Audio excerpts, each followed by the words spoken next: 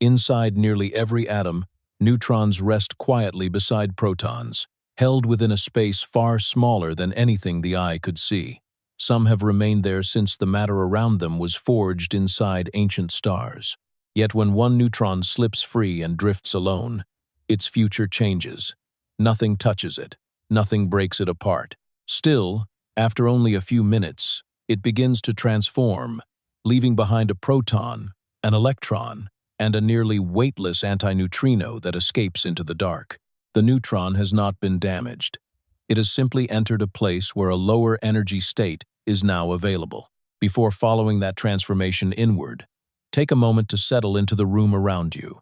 If these slow journeys through physics help make the night feel quieter, consider subscribing, leaving a like, or sharing the video with someone who may enjoy listening too. You can also leave a comment with where you are listening from and what time it is there. Perhaps the lights are already low.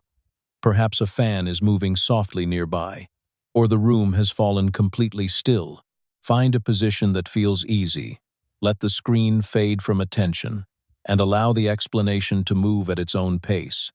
There is no need to hold every number or remember every term.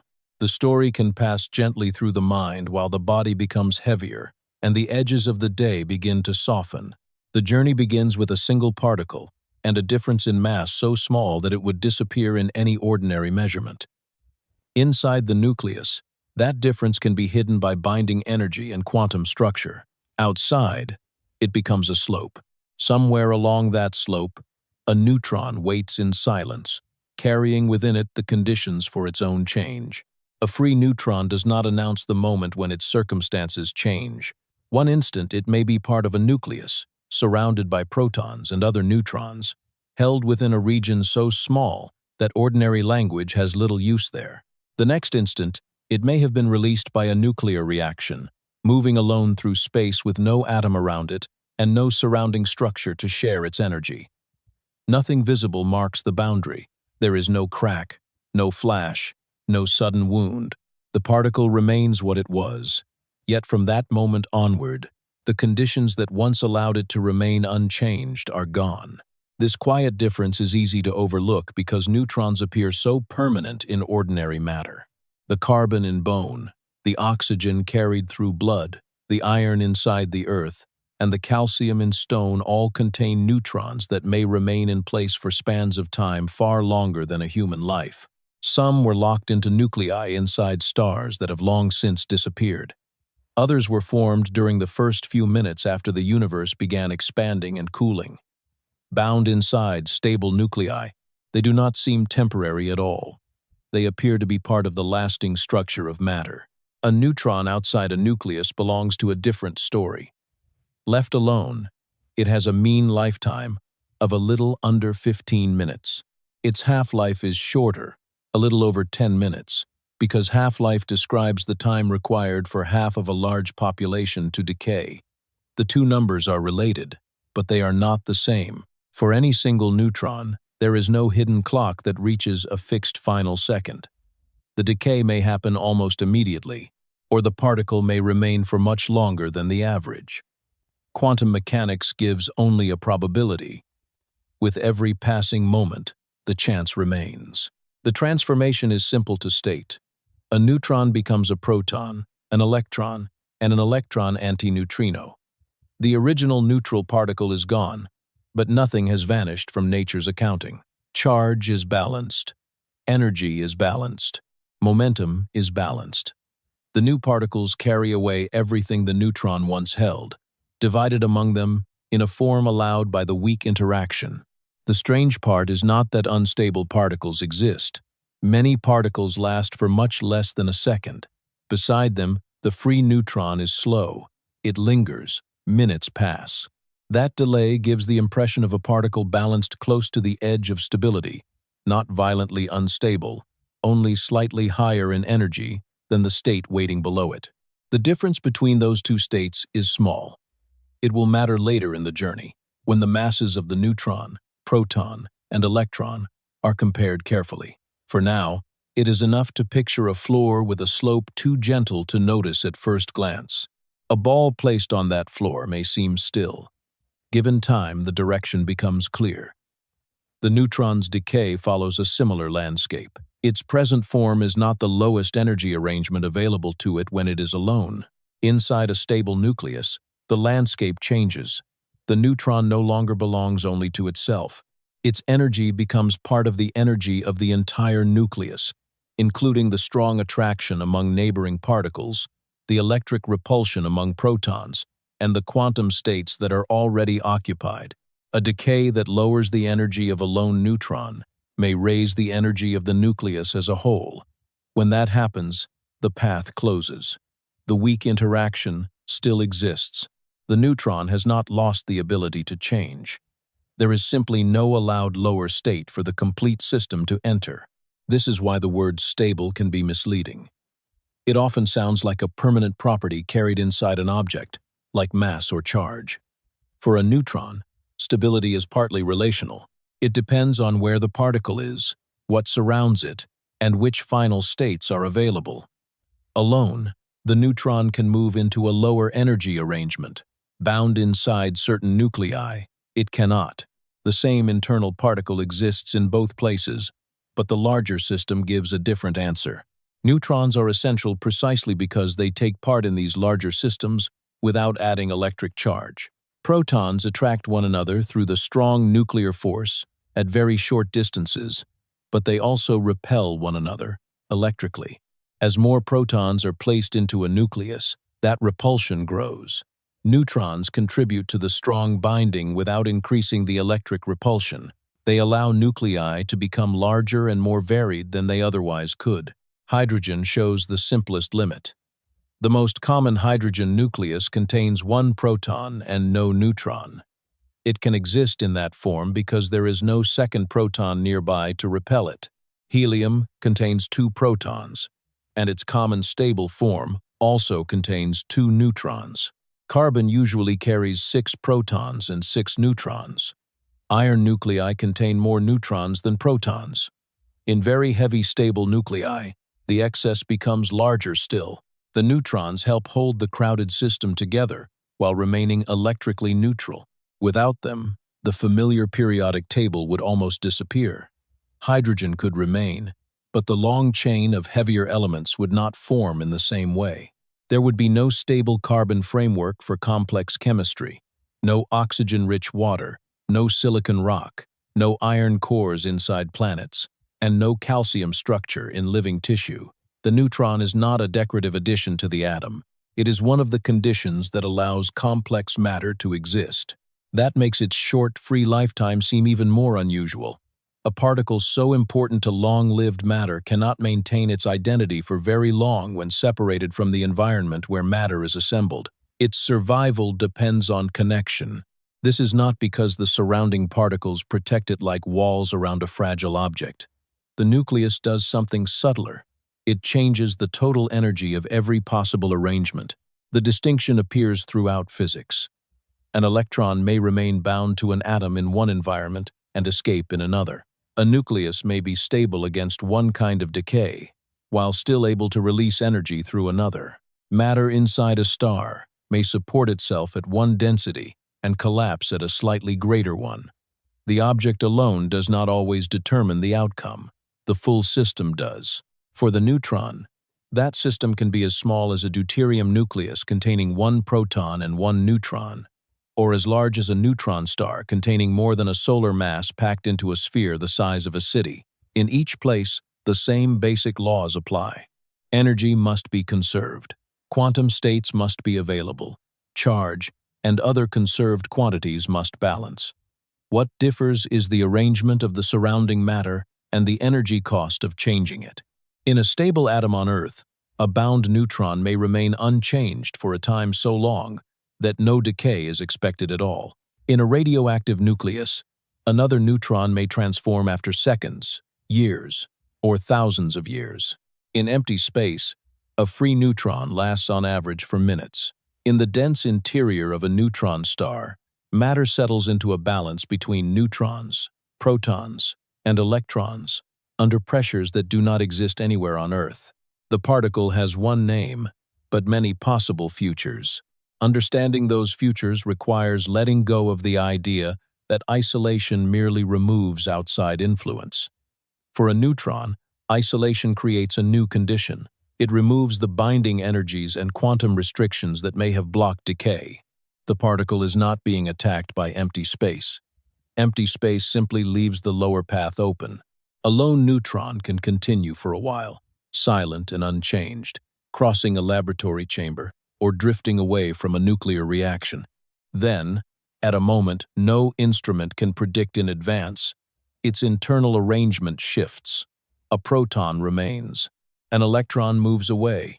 An antineutrino passes through surrounding matter, almost without notice. What looked like a permanent building block becomes a brief stage in a longer exchange. Before that exchange can be followed in detail, the neutron itself has to be opened in the imagination. Its neutrality is only the surface description. Beneath it lies a moving system of quarks and gluons, filled with energy, held together by the strongest known interaction, and almost nothing like a small solid sphere. The answer begins there, inside the particle that seems quiet only from a distance. A neutron appears simple only when viewed from far away.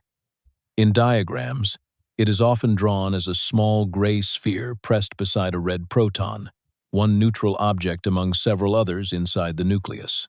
That picture is useful for showing where the particle belongs, but it hides nearly everything about what the neutron actually is. It has no smooth outer shell, no tiny solid surface, and no quiet interior. Beneath the label lies a compact field of motion. At the deepest level currently described by the Standard Model, a neutron contains 3 valence quarks. 1 is an up quark, 2 are down quarks.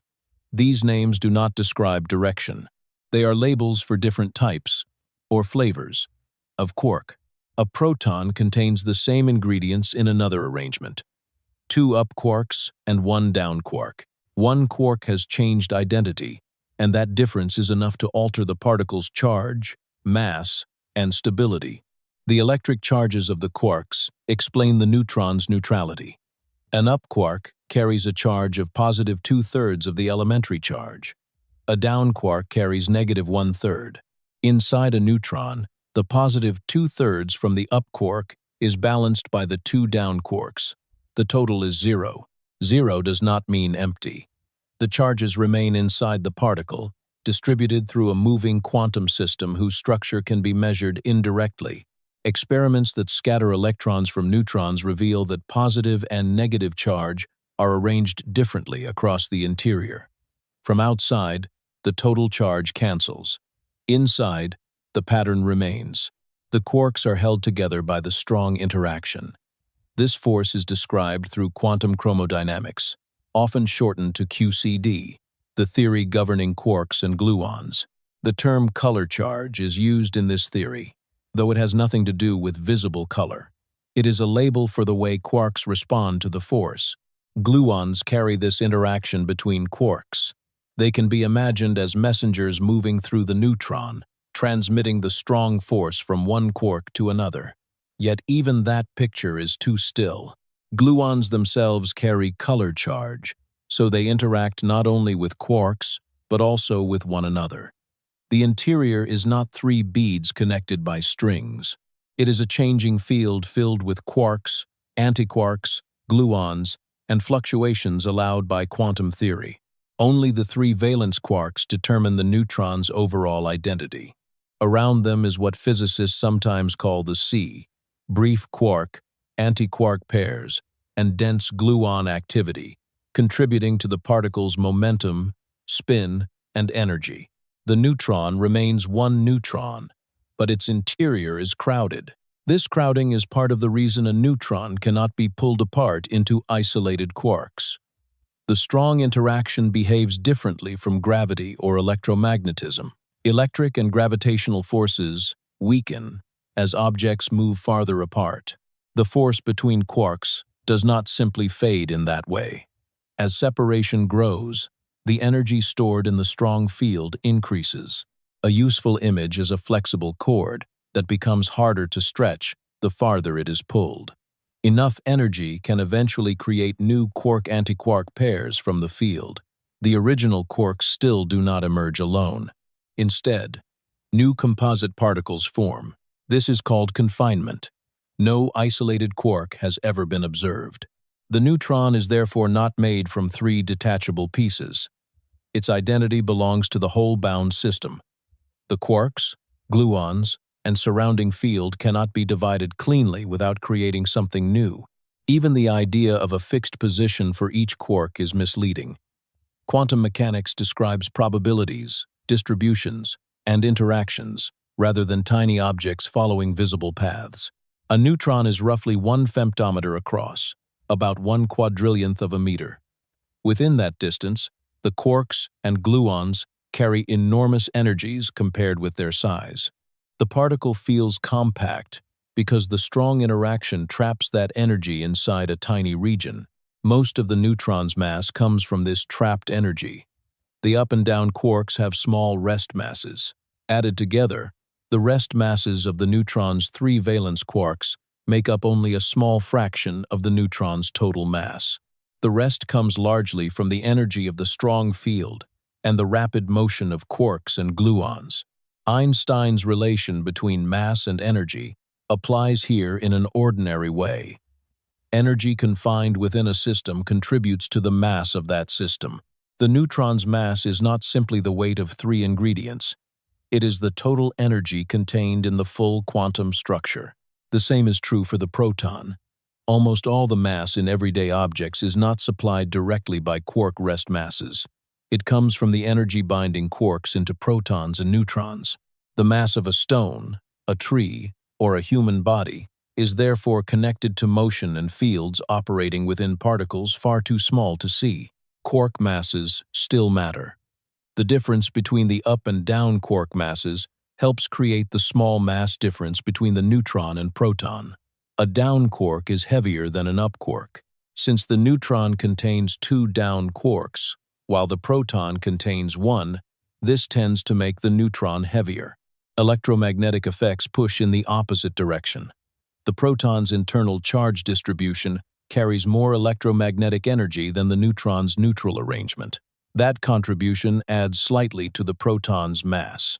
The final neutron-proton mass difference emerges from competition between these effects and the dynamics of the strong interaction. Larger contributions nearly cancel, leaving a small remainder. That remainder will later decide whether free neutron decay is energetically possible. For now, the important point is that the neutron and proton are closely related states of the same underlying system. Their interiors are almost the same. Most of their mass is generated in the same way. One change in quark flavor separates them. The neutron's neutrality gives it a special role in nuclei. Protons experience both strong attraction and electrical repulsion from other protons. Neutrons participate in the strong interaction without adding net electric repulsion. They contribute binding while allowing larger nuclei to remain together. Neutrality does not make the neutron invisible to every force. It responds strongly to nuclear interactions. It has a magnetic moment because its charged constituents move inside it. A neutron can scatter, bind, be absorbed, and transform. It is neutral only in total electric charge. That distinction matters in experiments.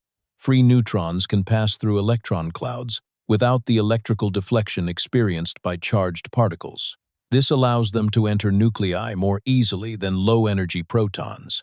It also makes neutron beams useful for probing the structure of materials and atomic nuclei. The neutron's transformation is controlled by the weak interaction, which can reach into the quark structure itself. One down quark can become an up quark. When that happens, the three-quark system no longer has the composition of a neutron. It has become a proton. The change sounds small because only one quark flavor is altered. The surrounding strong field does not disappear. The gluons continue to bind the new arrangement. Most of the particle's mass remains generated by the same internal energy. Still, the total charge becomes positive, the mass becomes slightly lower, and the particle belongs to a different state. This is why the neutron's inner structure matters to the larger story. Decay is not the particle shattering into unrelated fragments. It is a controlled reorganization. The strong interaction keeps the quarks confined, while the weak interaction changes one quark's identity. A new baryon remains, accompanied by other particles required to conserve charge, energy, momentum, and lepton number. The neutron, therefore, sits at a meeting point between two fundamental interactions. The strong force gives it shape, mass, and internal cohesion. The weak force gives it a path toward change. One interaction builds the stage. The other allows a single actor to take a different role. From a distance, the neutron remains a neutral point inside the nucleus. Closer in, it becomes a moving field. Closer still, it becomes a balance between quark flavors, gluon energy, confinement, and probability. Nothing inside is still. Nothing resembles the gray sphere in the diagram. The next step follows the moment when one down quark changes. The strong interaction continues, holding the particle together, but the weak interaction briefly alters its identity. Out of that change comes a proton, an electron, and an antineutrino, each carrying part of the original energy away. The quiet neutron begins to open. A free neutron does not break apart like a brittle object. Its decay begins with a quieter event inside the particle, where one down quark changes into an up quark. The other quarks remain. The gluon field continues to bind them together. Most of the internal energy stays within the three-quark system. Yet that single change is enough to turn the neutron into a proton. Before the change, the neutron contains one up quark and two down quarks. Afterward, it contains two up quarks and one down quark. The total electric charge shifts from 0 to +1. Nothing has been removed from the three-quark core. One constituent has simply taken on a different flavor. Only the weak interaction can cause this kind of transformation.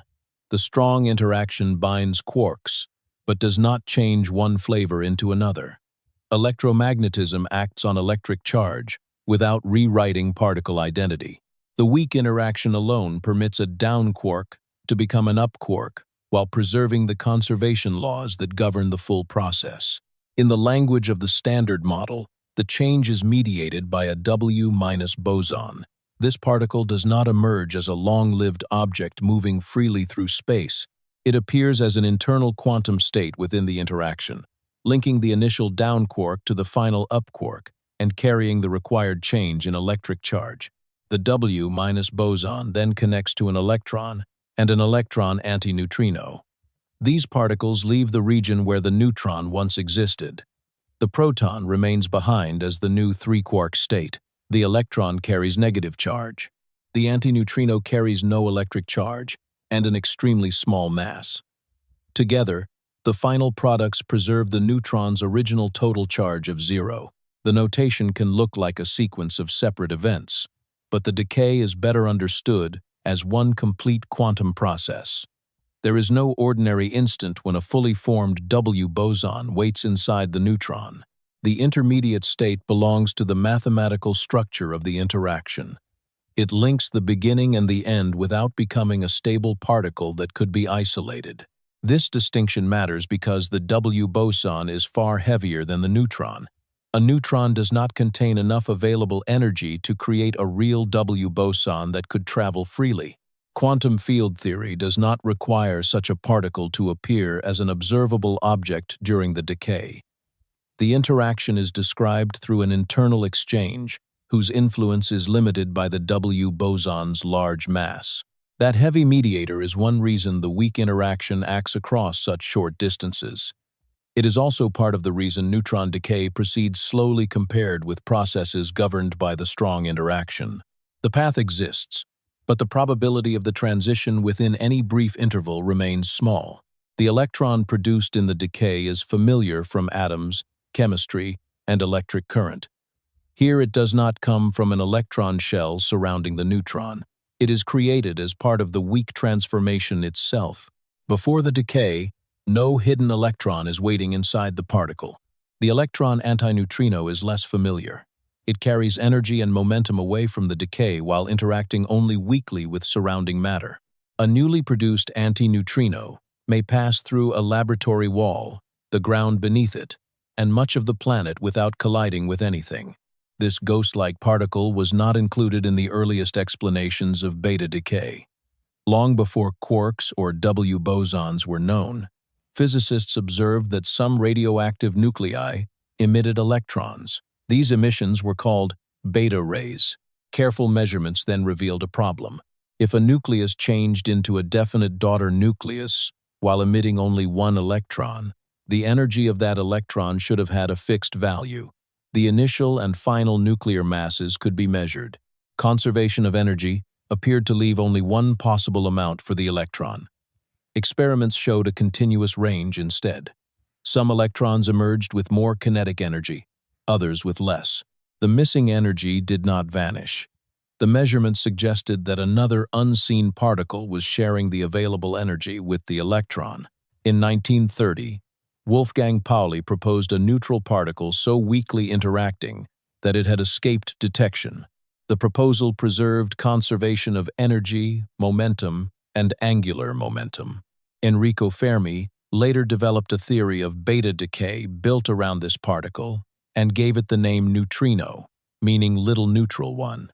In neutron beta decay, the emitted particle is specifically an electron antineutrino. Direct confirmation came much later, when reactor experiments detected the rare interactions produced by antineutrinos.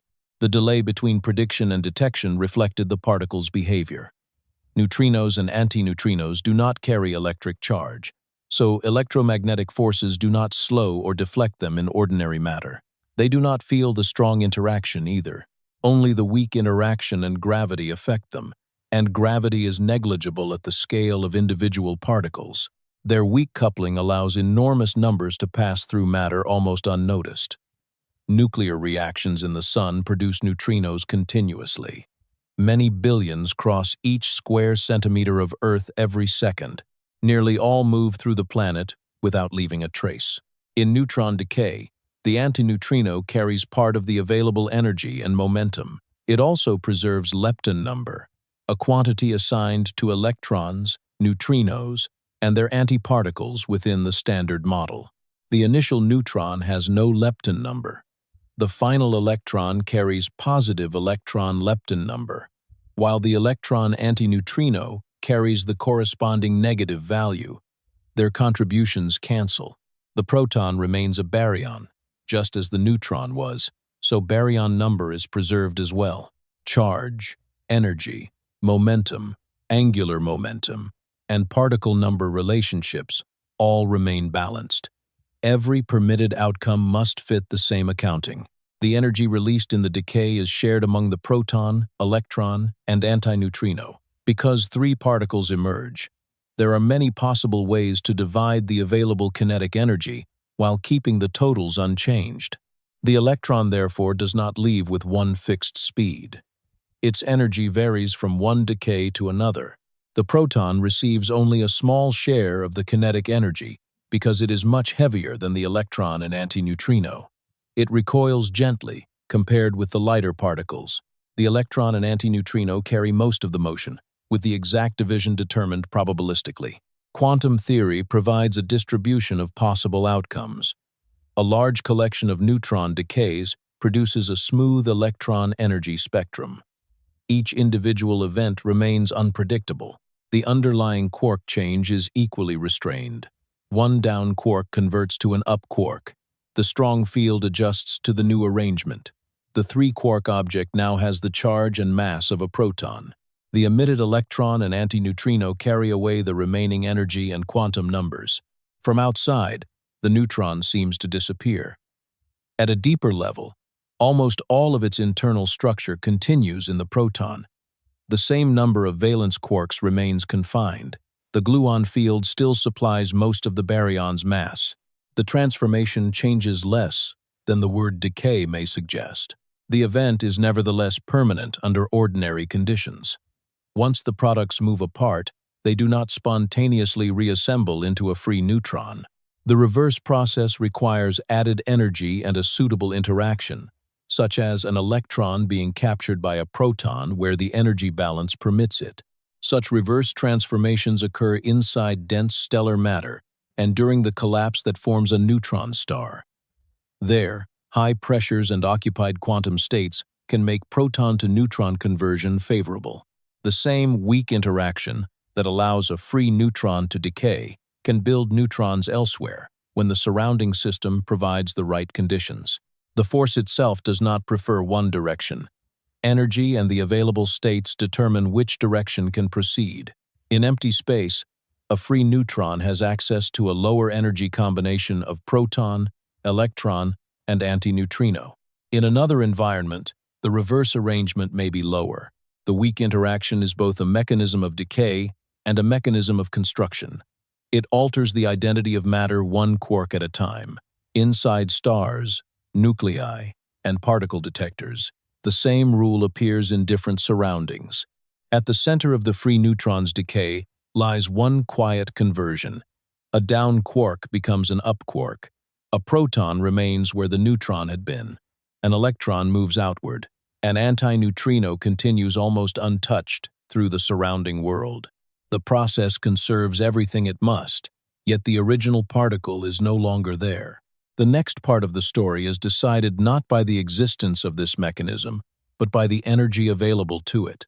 The weak interaction opens the path. A very small difference in mass determines whether that path leads downward. The weak interaction provides the mechanism, but it does not decide the direction on its own. That decision comes from energy. A neutron can transform only if the complete final state has no more energy than the initial one. For a free neutron, the comparison is close, very close. The neutron has slightly more mass than the proton. The difference is about 1.293 mega-electron volts when written in particle physics units.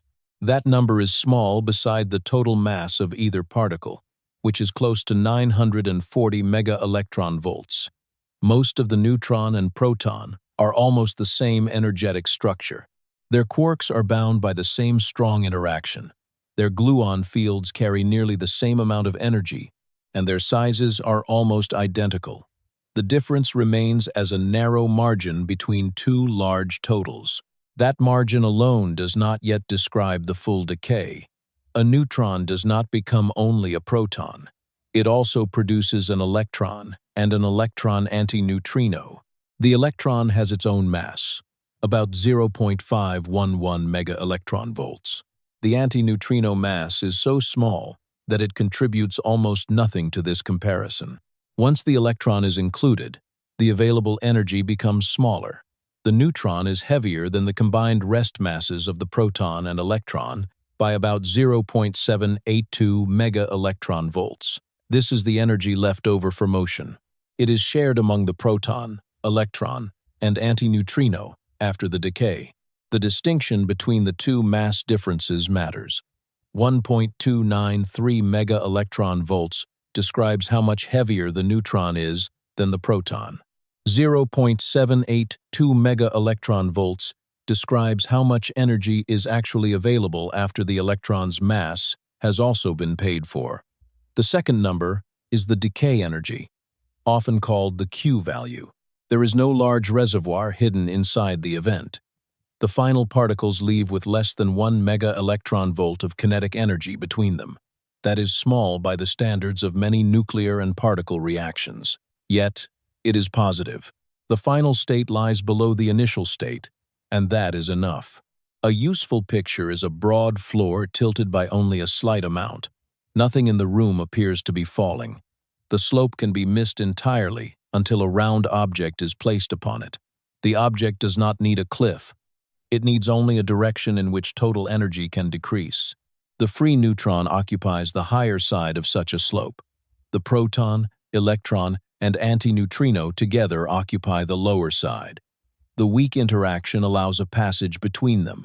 Because the final state has less total rest energy, the surplus appears as kinetic energy.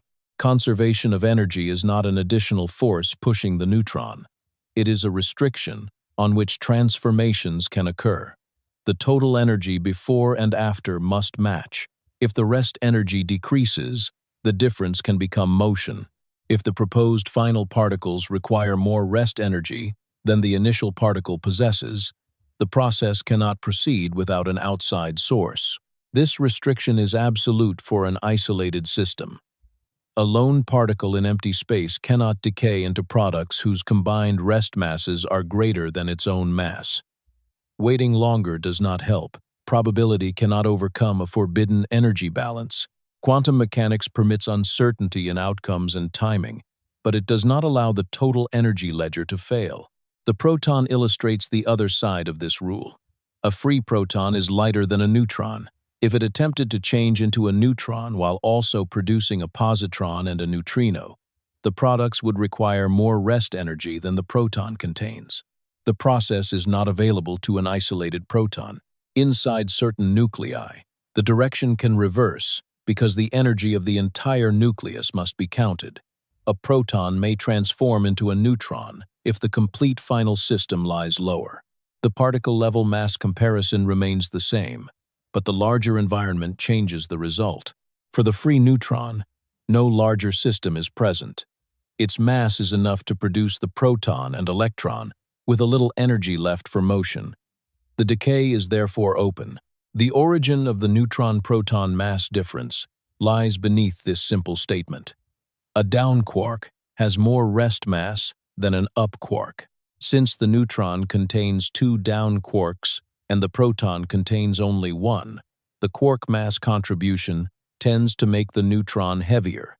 Electromagnetic energy shifts the balance in the other direction because the charged structure of the proton carries more electromagnetic self-energy. These effects are individually larger than the final difference.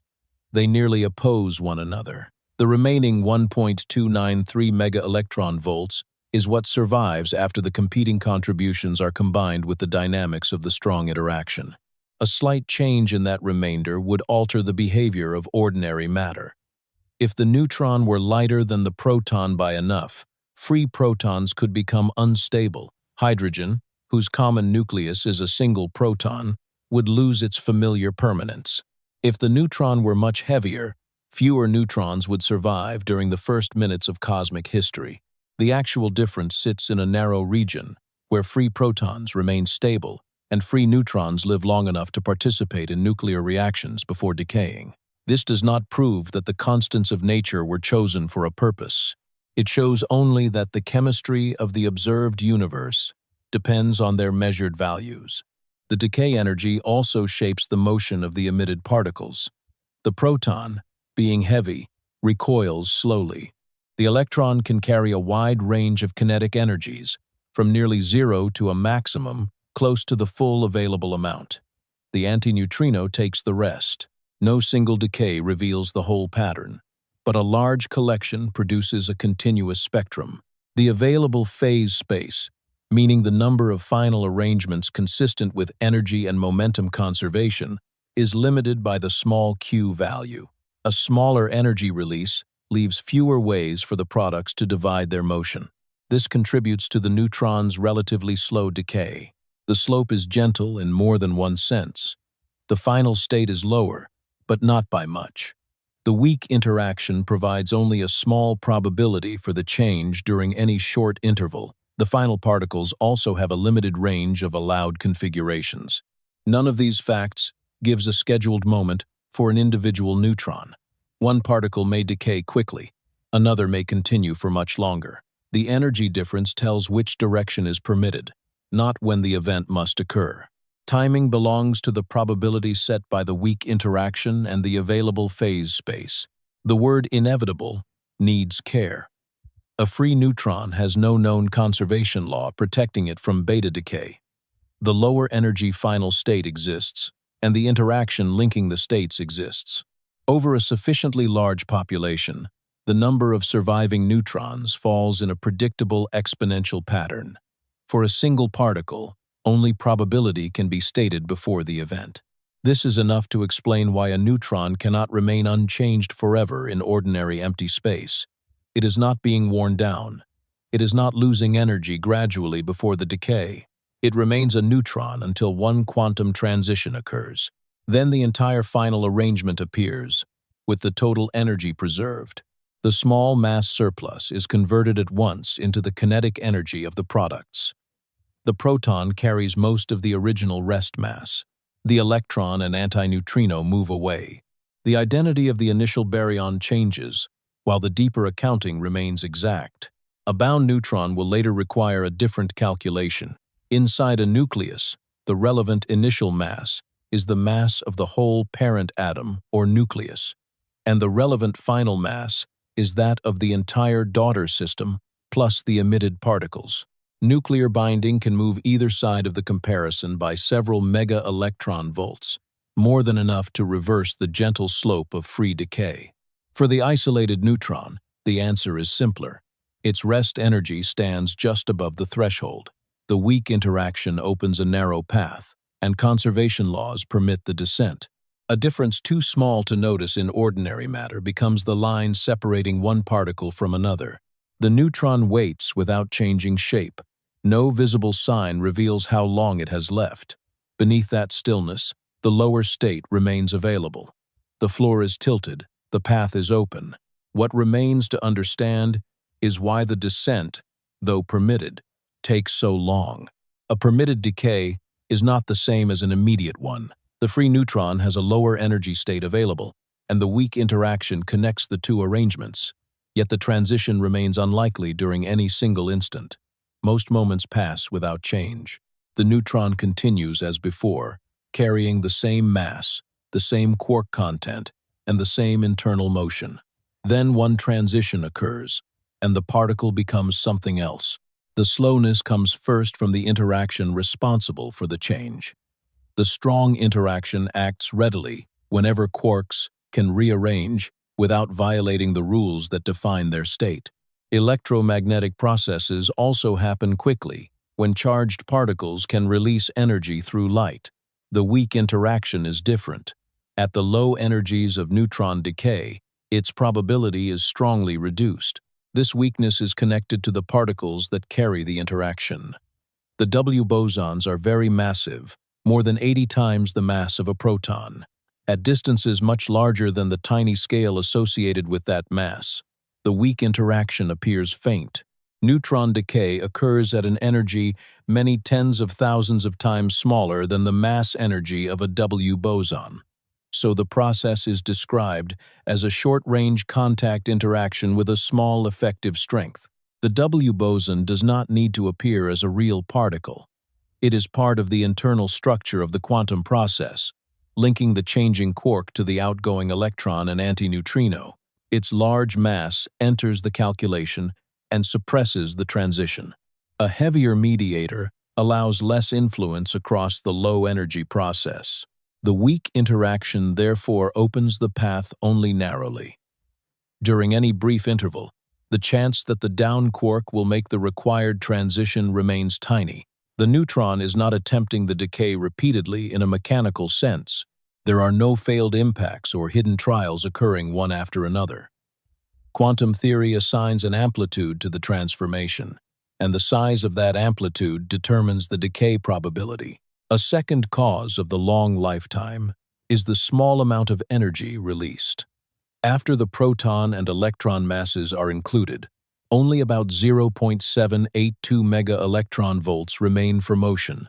This leaves a limited number of final arrangements that satisfy energy and momentum conservation. Physicists refer to this range of possible arrangements as phase space. When more energy is available, the decay products can divide their motion in many more ways. Their speeds and directions can vary over a broader range. When the energy release is small, the possibilities narrow. For low-energy beta decay, the decay rate is highly sensitive to this available energy. In a simplified description, it grows roughly with the fifth power of the energy release. The precise neutron calculation contains additional corrections, but the steep dependence remains. A modest reduction in available energy can therefore produce a much longer lifetime. The neutron sits in a peculiar position. Its decay is allowed, but only barely. The mass difference creates a downhill path, while the small slope restricts the space into which the products can move. The weak interaction is also faint at this scale. These two effects combine. The door is open, but it is narrow. The internal structure of the neutron adds another layer. A down quark inside a neutron does not behave like a free quark. It belongs to a composite system held together by the strong interaction. The probability of the decay depends on how the initial neutron state overlaps with the final proton state. Neutron and proton are closely related, so the overlap is substantial. The transition is classified as an allowed beta decay, meaning it does not face the stronger angular momentum barriers that slow many nuclear decays. Even so, the rate depends on two parts of the weak current inside the nucleon, commonly called the vector and axial vector contributions. The vector contribution is linked to the part of the weak interaction that treats the neutron and proton as members of the same underlying family. The axial contribution reflects the spin structure of the quarks and gluons inside them. Their combined strength helps determine how often the decay occurs. One measured quantity, usually called the axial coupling, enters directly into the neutron lifetime. Another is the element of the quark mixing matrix that describes the weak transition between down and up quarks. The lifetime therefore carries information not only about one unstable particle but also about the detailed structure of the standard model. This is why several seconds matter to physicists. A small change in the measured lifetime alters the inferred weak interaction parameters and affects calculations of the early universe. The neutron waits for minutes, but those minutes contain a precise test of particle physics. The statistical law describing the waiting is simple. A large group of free neutrons does not decay all at once. During each equal interval, approximately the same fraction of the surviving population transforms. The result is an exponential decline. At the beginning, many neutrons are present, so many decays occur. Later, fewer remain, so the number of decays in each interval becomes smaller. The probability for each surviving neutron has not changed. Only the population has. The mean lifetime is the average survival time calculated from this distribution. For the free neutron, it is close to 880 seconds, though the exact value becomes important in the next part of the story. The half-life is the time after which half of an initially large population remains. Because of the exponential law, it is shorter than the mean lifetime. Neither number predicts the fate of one neutron. A single particle carries no readable age. A neutron that has survived for 20 minutes is not closer to decay in the ordinary sense than one released a moment ago.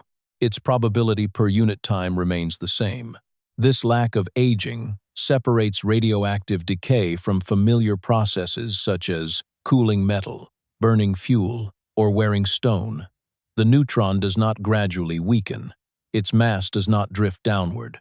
Its quarks do not loosen little by little. It remains fully a neutron until the transition occurs. The same pattern appears in other unstable particles, though their timescales can differ greatly.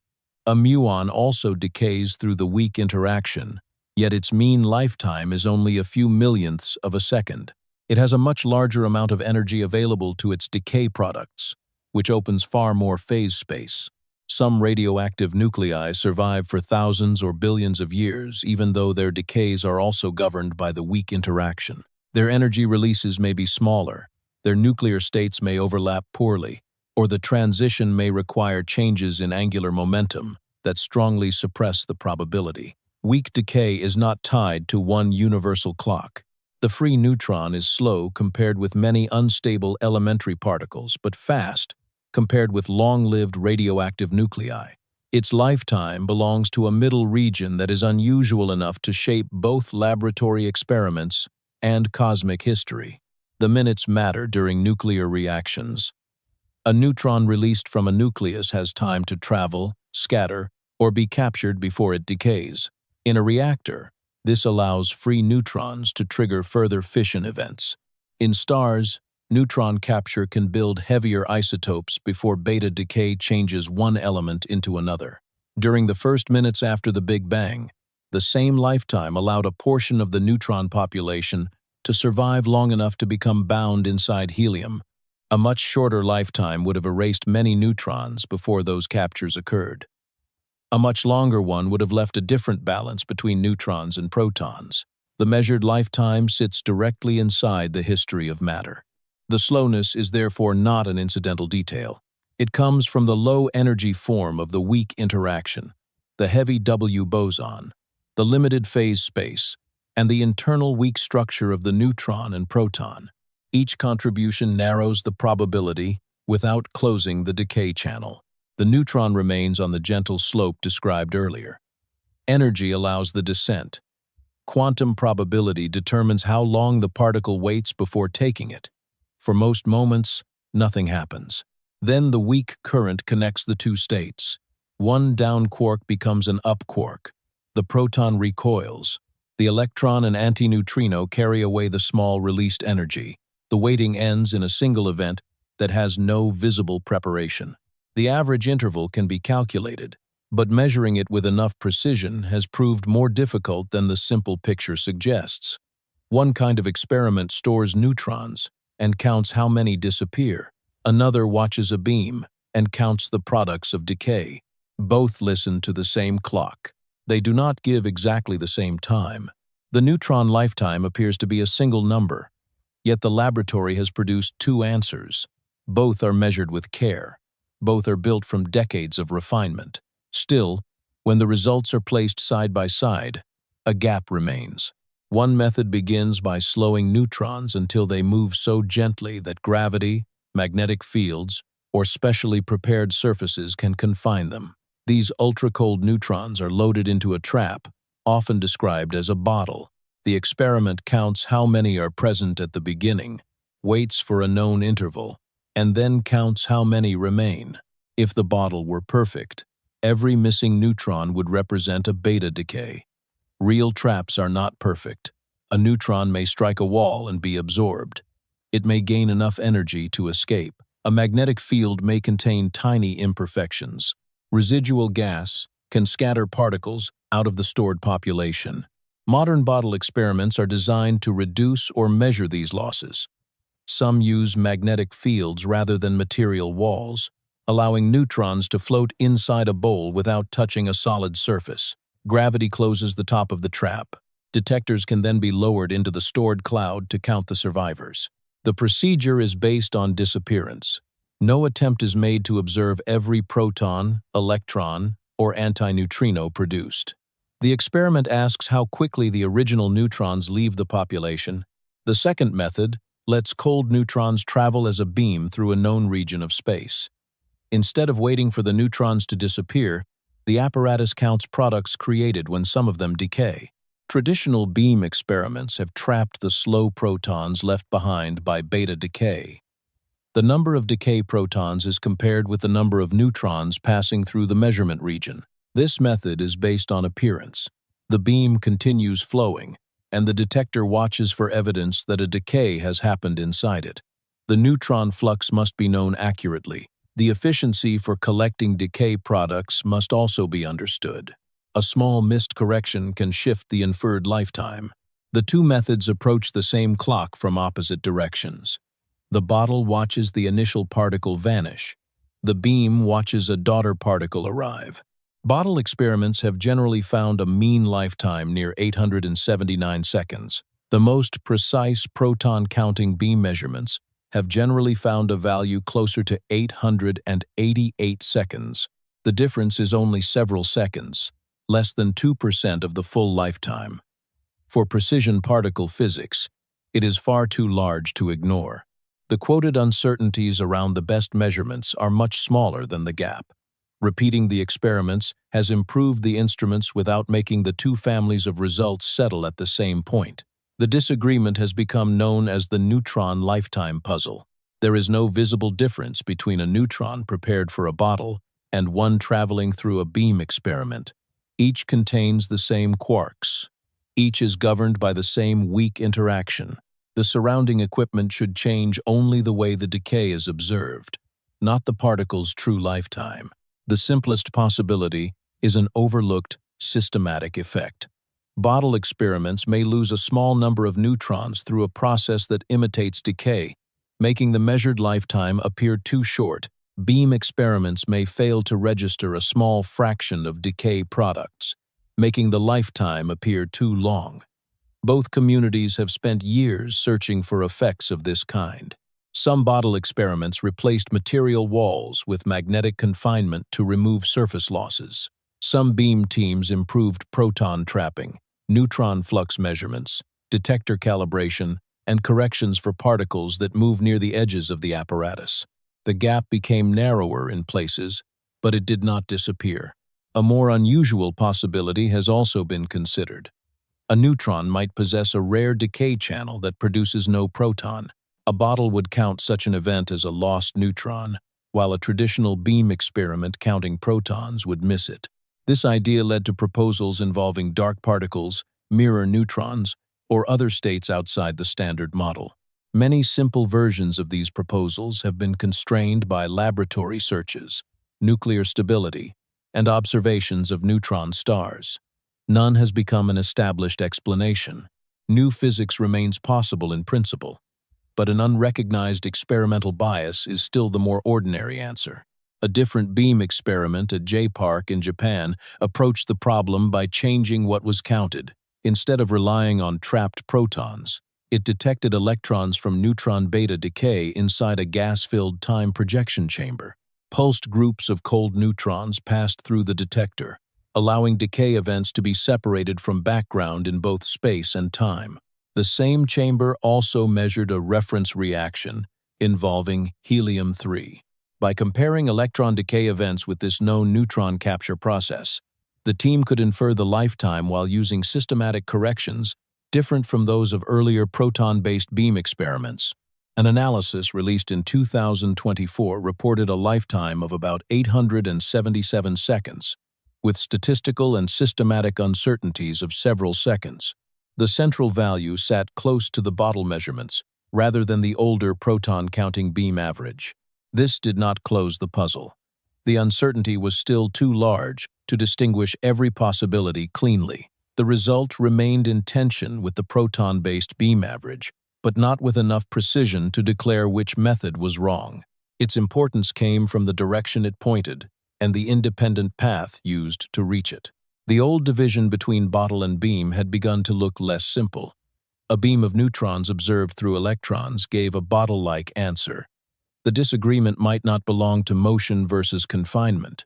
It might belong to how decay products are detected, how neutron flux is calibrated, or how background events are removed.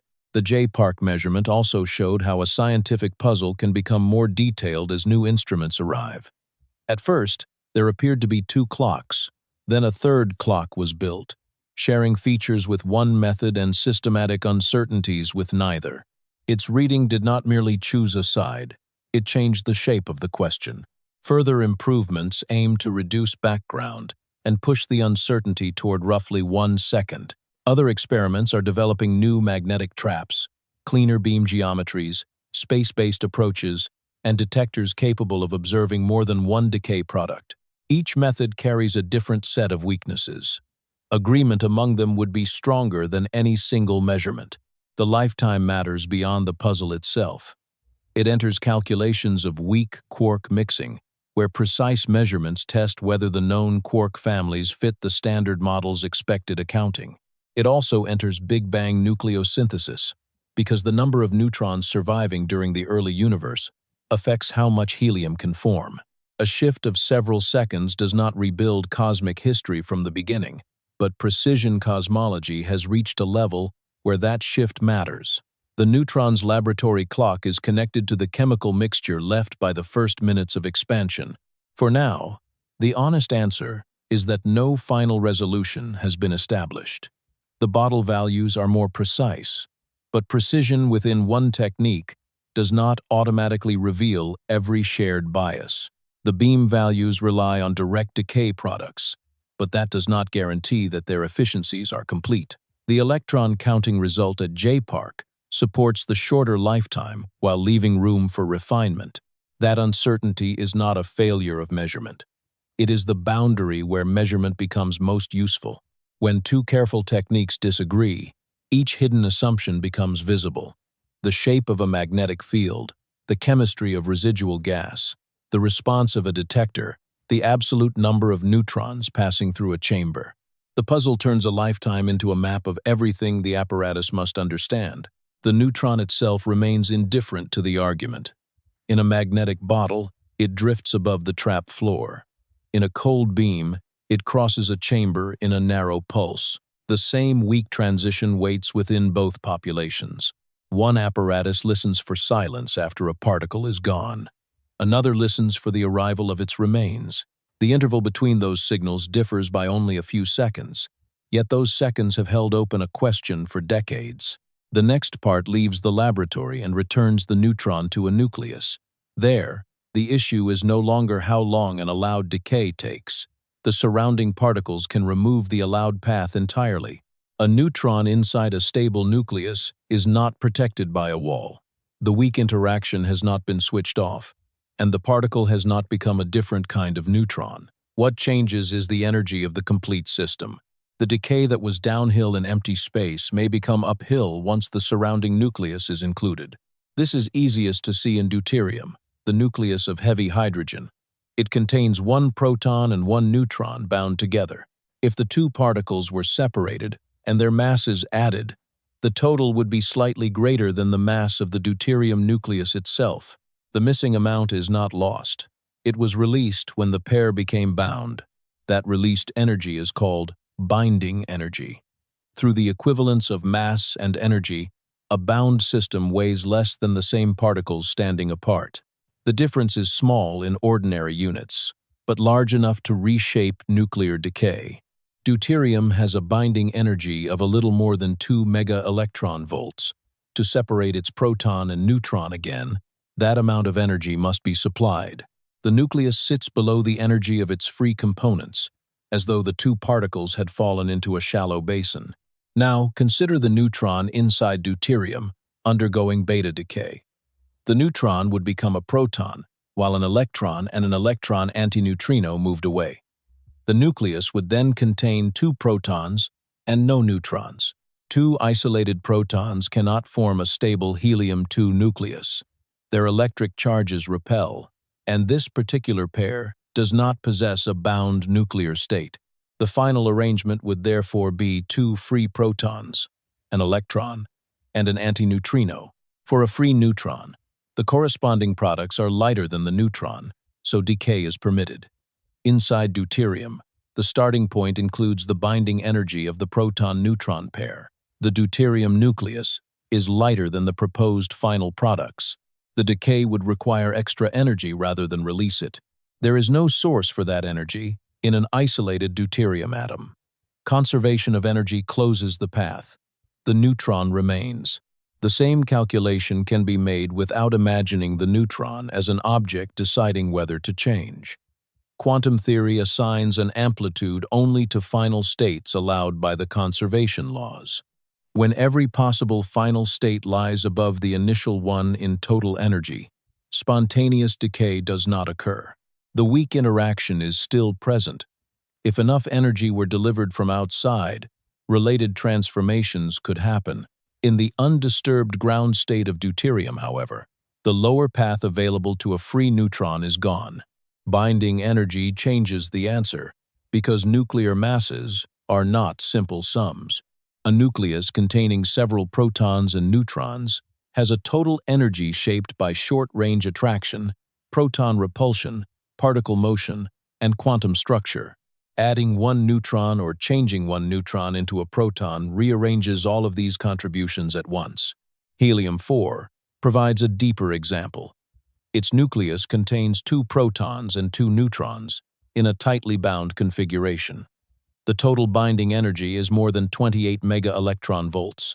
Each of the four particles shares in a state far below the energy of the same particles when separated. If one neutron in helium-4 became a proton, the new nucleus would contain three protons and one neutron. That arrangement corresponds to lithium-4, a state that does not remain bound.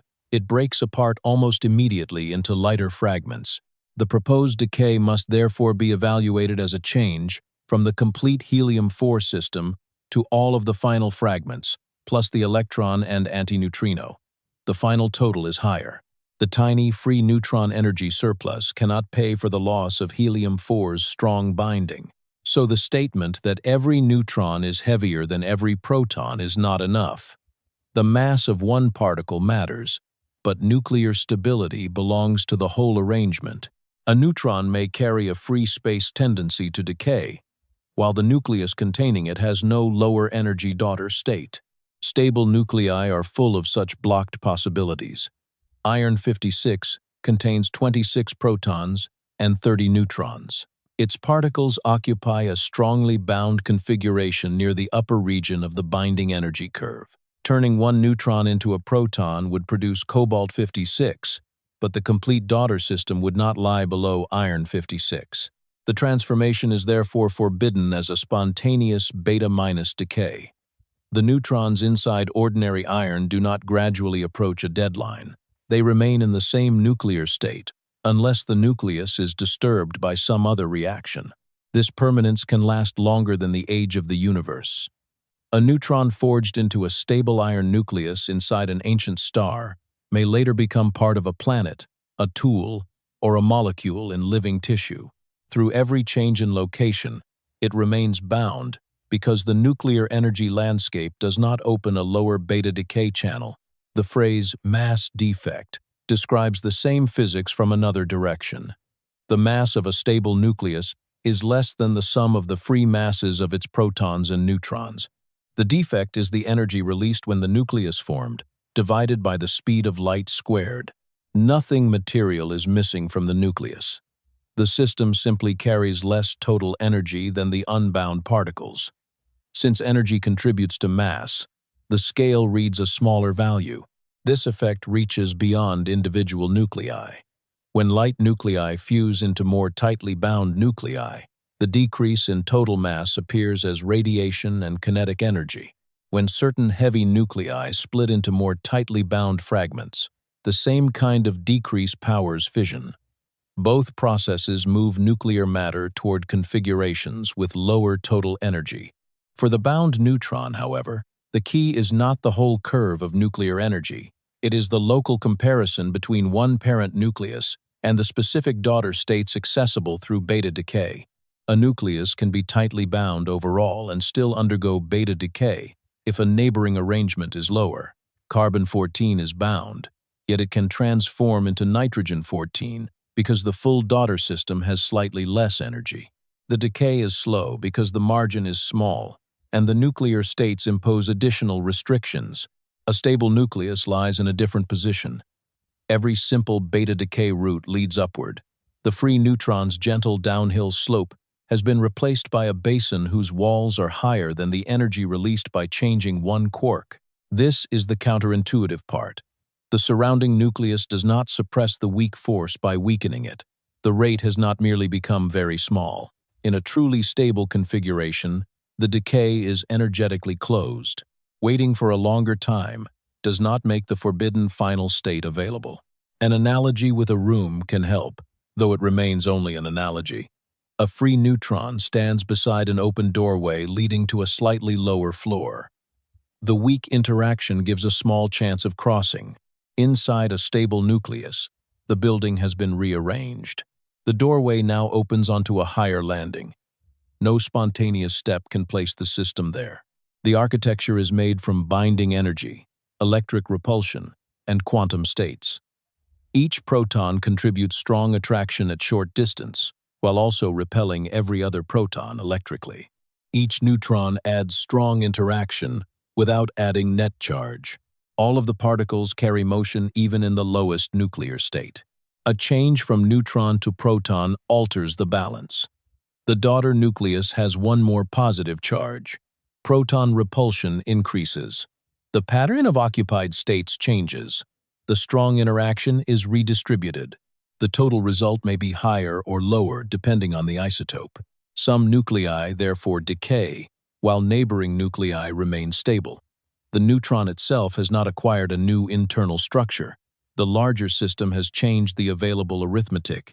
A neutron in empty space is compared with a proton, electron, and antineutrino. A neutron in a nucleus is never compared alone.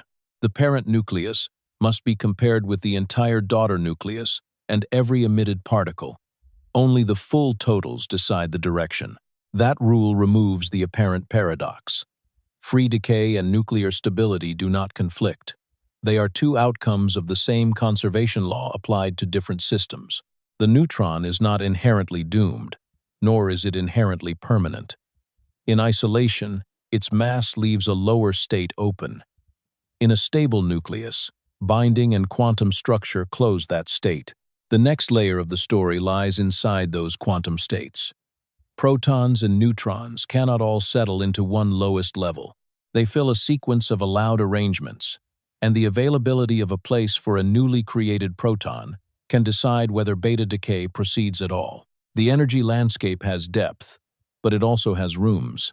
Inside a nucleus, protons and neutrons do not rest in fixed positions like beads inside a box. They occupy quantum states, each defined by energy, angular momentum, and other properties that have no direct equivalent in ordinary motion. The nucleus is small, crowded, and governed by rules that allow only certain arrangements. One of those rules is the Pauli exclusion principle. Protons and neutrons are fermions, a class of particles that cannot share the same complete quantum state. Two protons may occupy the same spatial region only if some other quantum property distinguishes them. The same applies to neutrons. This restriction forces nuclear particles to fill available levels from lower energy upward. The pattern resembles electrons filling atomic shells, though the nuclear force creates a different structure and a much smaller scale. Protons fill proton states, neutrons fill neutron states. The two systems overlap in the same nucleus, but maintain their own sequences of occupied levels. The lowest states fill first. Additional particles must enter higher ones. As more protons or neutrons are added, the energy of the highest occupied level rises. The nucleus therefore carries not only binding energy from attraction, but also a kind of quantum pressure, created by the need to keep identical particles in different states. This arrangement matters when a neutron changes into a proton.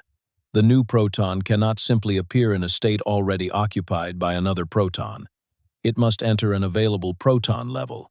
If the lowest open level is too high in energy, the transition may cost more than the free neutron mass difference can provide. The decay then closes.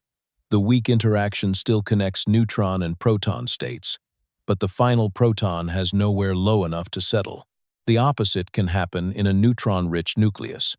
Neutron levels may be filled to relatively high energies, while lower proton levels remain open. A neutron near the top of the occupied neutron states can transform into a proton and fall into one of those lower vacancies. The full nucleus loses energy, so beta-minus decay becomes possible. This gives nuclear stability a visible direction. Nuclei with too many neutrons tend to convert neutrons into protons. Nuclei with too many protons may convert protons into neutrons through beta-plus decay or electron capture. Each process moves the system toward a lower energy balance. When all known nuclei are arranged on a chart according to proton number and neutron number, the stable ones form a curved band.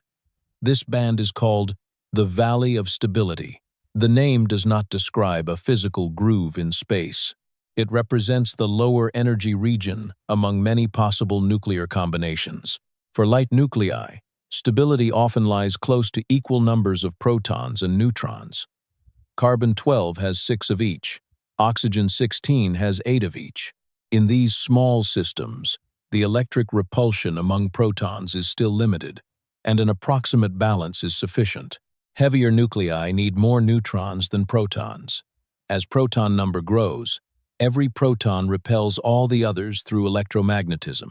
The strong nuclear interaction remains attractive at very short distances, but it does not grow in reach with the size of the nucleus. Extra neutrons add strong force binding without adding electric charge. Iron-56 contains 26 protons and 30 neutrons. Gold-197 contains 79 protons and 118 neutrons. Lead-208 contains 82 protons and 126 neutrons. The stable band bends toward a growing neutron excess. That excess is not unlimited. Too many neutrons push the highest neutron states upward. The nucleus may then lower its total energy through beta-minus decay. One neutron becomes a proton, and the nucleus moves one step across the chart toward the valley. Too many protons create the reverse imbalance. A proton can become a neutron while emitting a positron and neutrino, or it can capture an inner atomic electron and emit a neutrino. Both processes reduce proton number by 1 and increase neutron number by 1. The movement is not always quick. A nucleus may sit only slightly above a lower state, leaving little energy for the emitted particles. Its initial and final quantum structures may also overlap poorly. The decay is allowed, but the probability remains small. Carbon-14 shows this gentle slope. Its nucleus contains 6 protons and 8 neutrons. Through beta-minus decay, one neutron becomes a proton, producing nitrogen-14 with 7 protons and 7 neutrons. The daughter lies lower in total energy. The energy released is small, only a fraction of a mega-electron volt. The transition also involves specific nuclear states whose overlap limits the decay rate. Carbon-14, therefore, has a half-life of about 5,730 years. This timescale is much longer than the free neutron's minutes, even though the same weak interaction changes a down quark into an up quark in both cases. The surrounding nucleus changes the energy release, phase space, and quantum overlap. Tritium offers another example. Its nucleus contains 1 proton and 2 neutrons. It decays into helium-3, which contains 2 protons and 1 neutron. The available energy is even smaller than in free neutron decay, and the half-life is about 12 years. Neither carbon-14 nor tritium is protected forever. Each has a lower state available. The slope is simply much flatter than the one faced by a free neutron, and the nuclear arrangements restrict the transition further. Energy alone is not always enough to predict a lifetime. 2 decays with similar energy releases can proceed at very different rates when they require different changes in nuclear angular momentum or parity. Some are called allowed transitions because the initial and final states connect readily. Others are forbidden in the technical sense, meaning the transition must involve additional changes that reduce its probability. Forbidden does not always mean impossible. In nuclear physics, the term often describes a suppressed process rather than a completely closed one. A first forbidden or second forbidden decay may still occur, but with a half-life far longer than an allowed transition carrying similar energy. This hidden dependence on quantum structure explains part of the enormous range of radioactive lifetimes. Some unstable nuclei decay in milliseconds. Others persist longer than the age of the Earth. The difference cannot be read from neutron count alone. The shell structure adds another pattern. Certain numbers of protons or neutrons complete nuclear shells and produce unusually stable arrangements. These values are called magic numbers. The smallest include 2, 8, 20, and 28, with larger closures appearing at 50, 82, and 126. A nucleus with a closed proton shell or neutron shell often binds more tightly than nearby nuclei. When both are closed, the effect can be stronger. Helium-4 has 2 protons and 2 neutrons. Oxygen-16 has 8 of each. Lead-208 has 82 protons and 126 neutrons. The extra stability does not make every doubly magic nucleus permanent under all conditions, but it leaves clear marks in nuclear masses, excitation, energies, and decay patterns. The shells reshape the local valley. The valley itself becomes less forgiving at very high proton number. Beyond the heaviest long-lived nuclei, electric repulsion grows so strong that no combination is completely stable. Alpha decay, beta decay, and spontaneous fission open paths toward lower energy states. Even there, the same principle remains. A nucleus does not decay because it has crossed a simple boundary labeled radioactive. It decays because at least one accessible final arrangement lies lower and an interaction exists that can connect the two states. The neutron's fate inside a nucleus is therefore decided by more than binding in a general sense. It depends on which levels are filled, which vacancies remain, how proton repulsion changes, whether shell closures are broken, and how closely the initial and final quantum states resemble one another. The valley of stability is made from all of these contributions at once. Along its floor, no simple beta transition lowers the total energy. On its slopes, neutrons or protons can change identity and move the nucleus downward. A bound neutron may sit for billions of years because every available proton state would raise the complete system. Another neutron in a nearby isotope may decay almost at once because a lower vacancy is open. The particles are nearly identical. Their surroundings are not. This crowded quantum landscape leads naturally to a stranger question. If protons are removed entirely, can neutrons form a temporary system of their own, held together without electric charge and without an ordinary nucleus around them? 4 neutrons may come close. 4 neutrons do not make an ordinary nucleus. There are no protons among them, no electric charge to push the particles apart, and no atomic shell waiting outside. At first glance, this might seem like an arrangement that should be easy to hold together. The strong interaction attracts neutrons at short distances, and without proton repulsion, the system appears to have one less obstacle. Nature gives a different answer. 2 free neutrons do not form a stable bound pair. They interact strongly when brought close, but the attraction is not quite sufficient to create a permanent dineutron. Their scattering behavior shows that they come near the edge of binding. They influence one another over a distance larger than the range of the nuclear force would suggest, then separate again. This near miss matters. A dineutron is not a small neutron-only nucleus drifting through space, yet the two particles are not indifferent to each other. For a brief interval during a collision or nuclear reaction, their motions can become correlated. They leave with related directions and energies, carrying a memory of the interaction without remaining together. Adding more neutrons does not automatically solve the problem. 3 neutron systems have no confirmed bound state. 4 neutrons also resist the simple picture of a stable cluster. The Pauli exclusion principle forces identical neutrons to occupy different quantum states, raising the energy as the group becomes crowded. The strong interaction must overcome both their motion and this quantum restriction. Nuclear forces are also more complicated than a single attraction between pairs. 2 neutron interactions provide much of the structure, but effects involving 3 particles at once can matter. The balance among these contributions is tuned to the nuclei that exist around us. Changing them enough to bind 4 neutrons can disturb the calculated properties of helium, hydrogen isotopes, and other light nuclei that are already measured well. For decades, experiments searched for signs that 4 neutrons might still form something less permanent than a bound nucleus. Such a state would not sit below the energy of 4 separated neutrons. It would lie above that threshold, able to fall apart, but the particles might remain correlated for a short interval before escaping. Physicists call this a resonance. A resonance is not simply a stable object with a short clock attached. It is a pattern in how a system forms and decays. The particles spend more time in one correlated arrangement than they would during an ordinary unstructured passage through the same region of energy.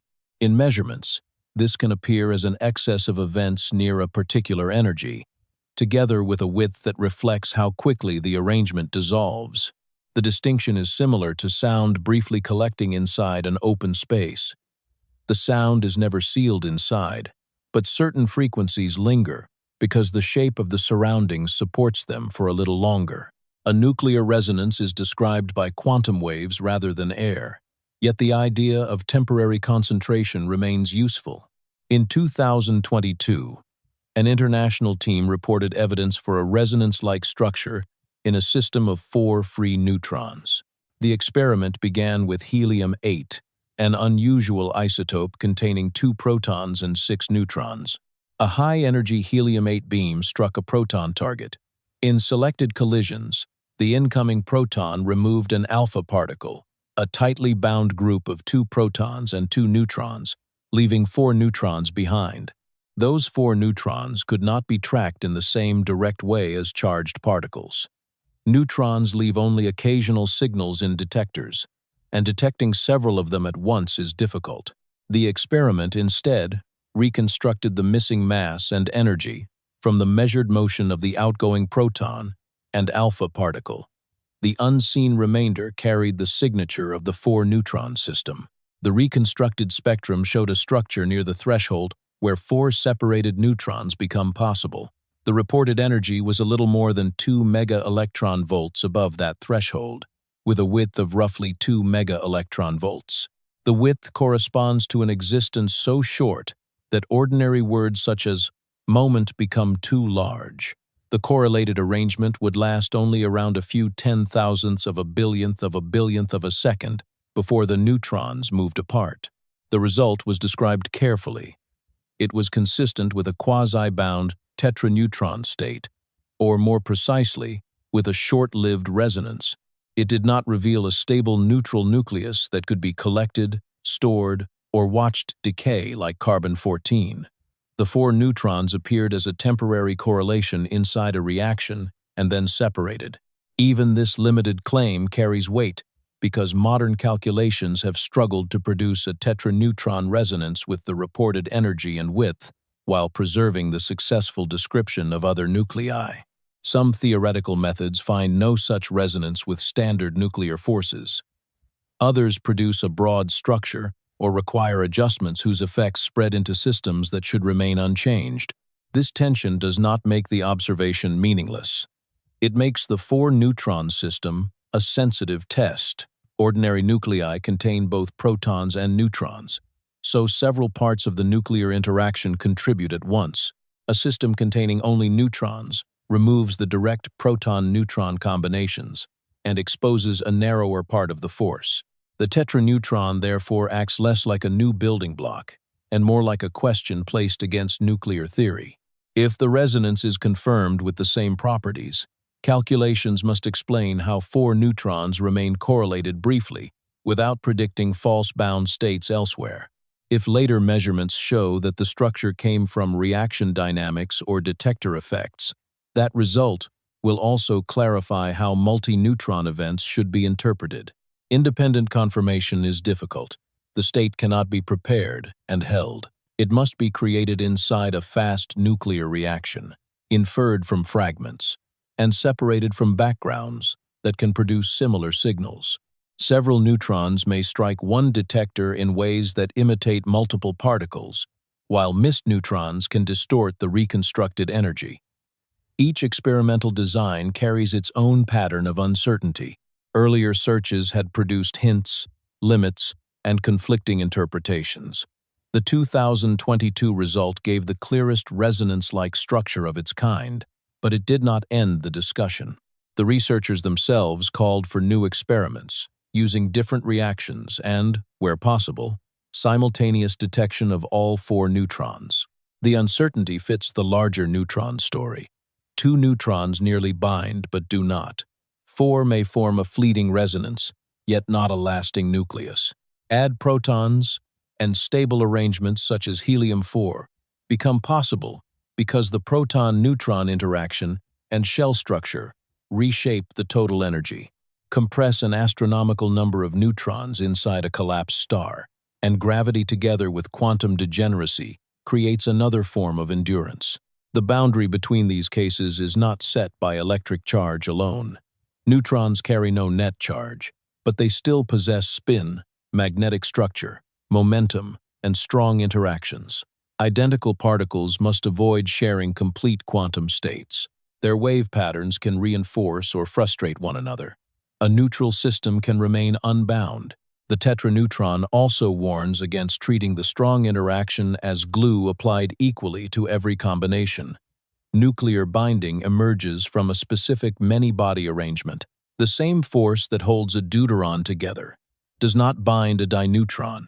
The same pairwise attraction that shapes helium does not guarantee a stable four-neutron cluster. A resonance occupies the thin territory between binding and immediate separation. It has enough structure to leave a measurable pattern, but not enough to become a permanent object. The particles gather, exchange momentum, and depart. What exists is a temporary relationship. This brief gathering provides a bridge toward neutron-rich matter. In the crust of a neutron star, nuclei absorb more neutrons than any laboratory nucleus can keep under ordinary conditions. Deeper down, neutrons begin to drip from nuclei and join a continuous quantum fluid. There, stability no longer belongs to a cluster of 2, 3, or 4 particles. The scale changes completely. Instead of asking whether a few neutrons can bind in empty space, the next question concerns matter compressed by the gravity of a star. Every low-energy state is filled. Neutrons, protons, and electrons settle into a shared balance. The individual nucleus fades, and the neutron becomes part of something larger than any atom. A neutron star does not begin as a sphere made only of neutrons. Its name is useful, but incomplete. Beneath the surface lies a sequence of layers in which nuclei, electrons, free neutrons, and perhaps more unfamiliar forms of matter appear as pressure increases. The boundaries between those layers are not walls. They are changes in the lowest energy arrangement available to matter. Gravity supplies the pressure that makes this sequence possible, but pressure alone does not explain the composition. At each depth, matter searches among allowed quantum states for the arrangement with the lowest total energy. Compression raises particle momenta, changes chemical potentials, and opens reactions that would be impossible in a laboratory nucleus. The star is therefore not a giant atomic nucleus, enlarged to astronomical size. It is a layered many-body system whose local form changes continuously with depth. Near the surface, atoms have already lost their familiar shape. Electrons are no longer tied to individual nuclei. They move through a rigid lattice of neutron-rich nuclei, forming a highly degenerate gas whose lowest quantum states are filled. The nuclei themselves are compressed close together, but they remain distinct. Further down, the balance changes. Each nucleus holds more neutrons than any stable isotope on Earth could contain. The surrounding pressure raises the energy of the electrons and alters the conditions for weak interactions. Protons inside nuclei capture electrons and become neutrons, pushing the material farther from ordinary nuclear matter. Eventually, nuclei can no longer keep every neutron bound. The least tightly held neutrons begin to spill into the space between them. This boundary is called neutron drip. Below it, the crust contains a lattice of extremely neutron-rich nuclei, immersed in a fluid of free neutrons and a sea of electrons. Free is only partly accurate. These neutrons are not isolated particles moving through empty space.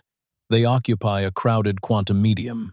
Their available states are filled from the lowest energy upward, and their motion is shaped by the surrounding lattice and by interactions with one another. At sufficiently low temperatures, many are expected to pair and form a superfluid, moving without ordinary internal friction. Deeper still, the nuclei stretch, join, and pass through irregular shapes, sometimes described as nuclear pasta. Slabs, rods, and other structures may appear because nuclear attraction and electric repulsion compete at similar scales. Then, the distinct nuclei dissolve.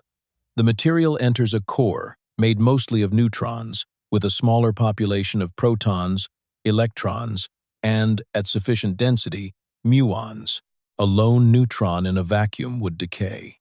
In the core, the same simple statement cannot be applied. The relevant energies are no longer the rest masses of separate particles. They are chemical potentials, quantities that describe how the total energy of dense matter changes when one particle of a given type is added or removed.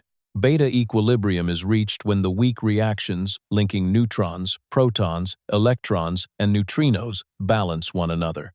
In cold matter where neutrinos escape, the neutron chemical potential matches the combined chemical potentials of the proton and electron. This is the dense matter form of the energy accounting that governed the free neutron. A neutron can still transform into a proton, electron, and antineutrino. The reverse reaction can also occur when a proton and electron combine to form a neutron and neutrino. At equilibrium, neither direction produces a lasting change in composition. Individual reactions may continue, but the average numbers of each particle species remain steady. Pauli blocking helps enforce this balance. The neutrons, protons, and electrons are fermions, and their low-energy states are already occupied. A decay product cannot enter a state that is full. It must find an open state above the filled sea, and that state may require more energy than the reaction can supply. This is not simply a case of every neutron being unable to decay. The full result depends on the momenta and energies of all participating particles. In highly degenerate matter, only particles close to the upper edge of their filled states can take part easily. Most particles lie too deep within the sea, surrounded by occupied final states. The composition settles into a small but important proton fraction. Exactly how large that fraction becomes depends on the equation of state, the relationship among density, pressure, and energy in matter, beyond nuclear density. That relationship remains one of the central uncertainties in neutron star physics. Weak reactions also allow neutron stars to cool. A neutron can become a proton while releasing an electron and antineutrino, followed by the reverse reaction producing a neutrino. Together, these reactions form an Urca cycle. The neutrinos and antineutrinos escape from much of the star, carrying energy that light cannot remove from the opaque interior. The direct Urca process is especially efficient, but it requires the proton and electron populations to have the right momenta. If the proton fraction is too small, momentum conservation leaves no suitable triangle among the participating particles, and the direct process is blocked. A slower modified Urca process can still proceed with an additional neutron or proton sharing momentum. The threshold for direct Urca depends on the dense matter equation of state. Some neutron stars may never reach it. More massive stars may cross it in their central regions and cool more quickly.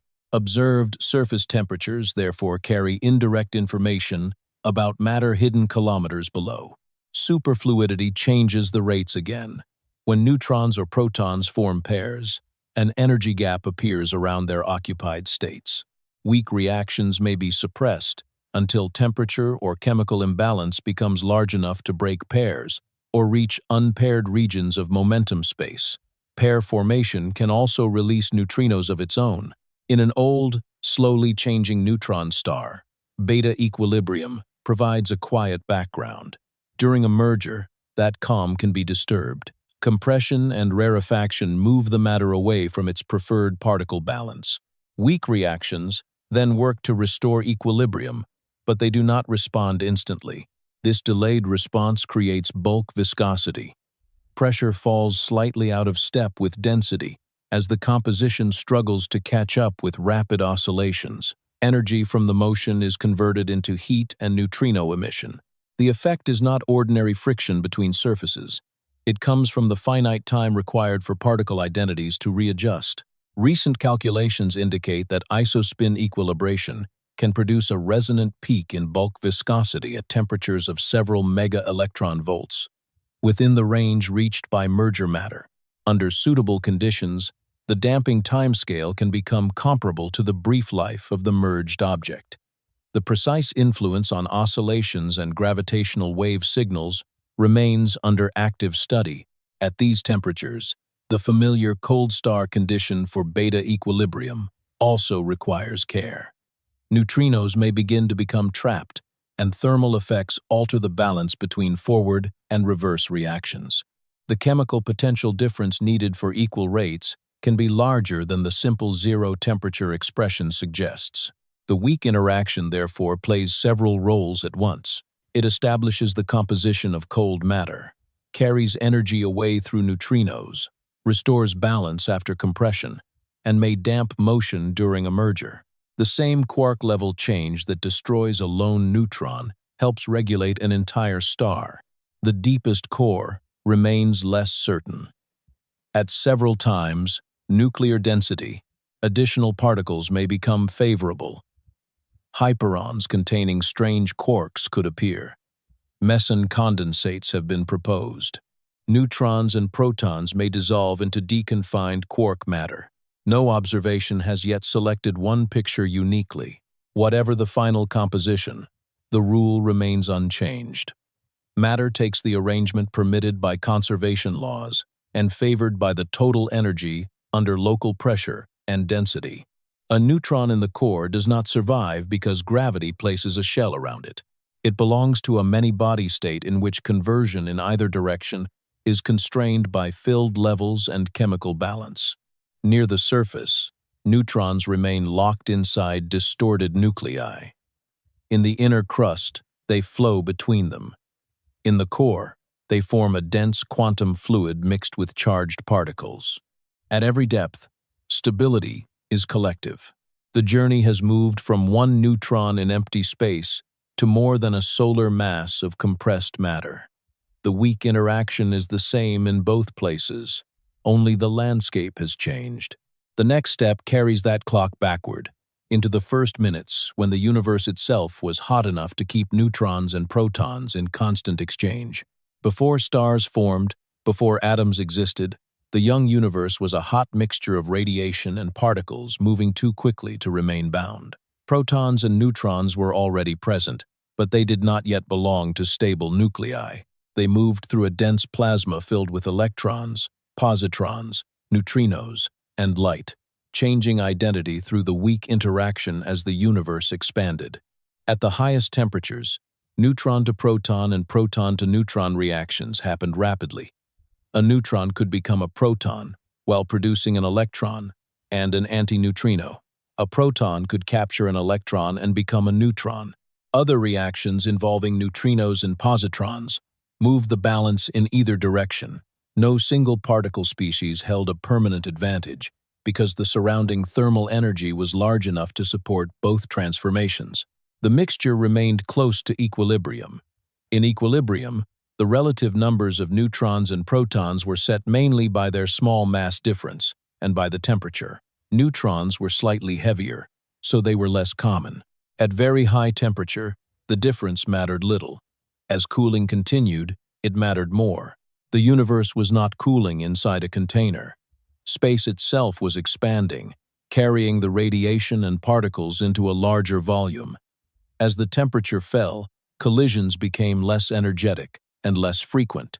The weak reactions that exchanged neutrons and protons gradually lost the ability to keep pace with the expansion. This change is called freeze-out. The reactions did not stop at one exact instant, and the particles did not suddenly become isolated. Their rates simply became too slow to maintain the previous equilibrium. From that point onward, the neutron-to-proton ratio changed mainly because free neutrons continued to decay. The ratio at freeze-out was roughly 1 neutron for every several protons. The exact value depends on the expansion rate, the weak interaction, the neutrino temperature, and the neutron-proton mass difference. It was not yet the ratio that would be locked into nuclei. There was still a delay. Protons could remain alone as hydrogen nuclei. Neutrons could not form a stable neutral collection by themselves, and free neutrons were decaying. The obvious way to preserve them was to bind them with protons, beginning with deuterium, a nucleus containing one of each. Deuterium could not accumulate immediately. The universe was cooling, but the radiation field still contained enough energetic photons to break the fragile nucleus apart. A proton and neutron might bind, releasing a photon, only for another photon to separate them soon afterward. This period is sometimes called the deuterium bottleneck. The name describes a delay rather than a physical obstruction. Nuclear reactions were ready to build heavier nuclei, but the first step could not remain stable while the photon bath was still too energetic. The delay lasted only minutes. On a human clock, that is brief. For free neutrons, it was long enough to matter. Each interval removed part of the neutron population through beta decay.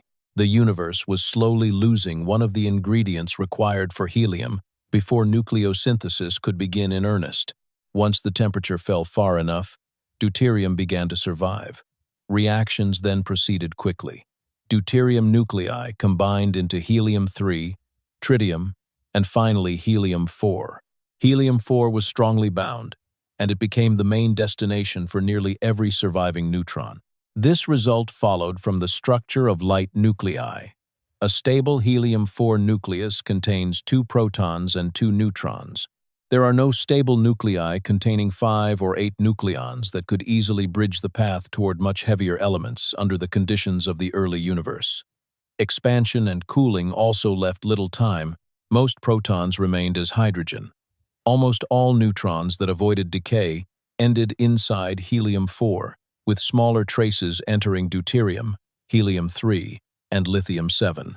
The outcome was a universe dominated by hydrogen, with helium forming about 1/4 of the ordinary matter by mass. That fraction carries the imprint of the neutron lifetime. A longer lifetime would allow more free neutrons to survive the delay before deuterium became stable. More helium could then form. A shorter lifetime would remove more neutrons first, leaving the universe with less helium. The effect is not isolated. The neutron lifetime also enters the rates of weak reactions that determine freeze-out. Changing it alters both the initial neutron-to-proton balance and the amount of later decay. The final abundance therefore reflects the same weak physics in 2 connected stages. This creates a link between laboratory measurements and ancient light. A neutron stored in a magnetic trap for several minutes belongs to the same physical law that helped set the helium content of the universe. The apparatus may fit inside a building. The consequence extends across every galaxy. Big Bang nucleosynthesis is one of the earliest periods that can be tested with measured abundances. Astronomers observe helium in very metal-poor gas, where fewer generations of stars have altered the original mixture. Deuterium can be measured in distant absorption clouds, seen against bright background objects. These observations are compared with calculations based on nuclear reaction rates, the density of ordinary matter, and the expansion history. The agreement is strong but not featureless. Deuterium measurements match the standard picture closely when combined with the ordinary matter density inferred from the cosmic microwave background. Helium measurements are more difficult because stars produce additional helium and local environments can introduce systematic uncertainties. Lithium-7 remains more troublesome, with observed abundances in old stars falling below the simplest predictions. The lithium problem does not point directly to the neutron lifetime.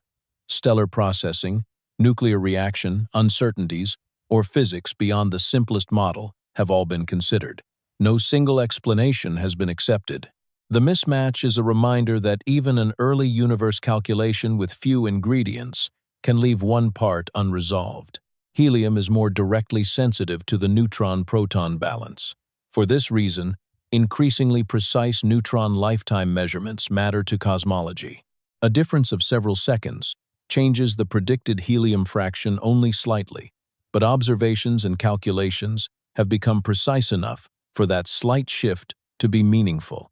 The bottle and beam disagreement therefore reaches beyond laboratory technique.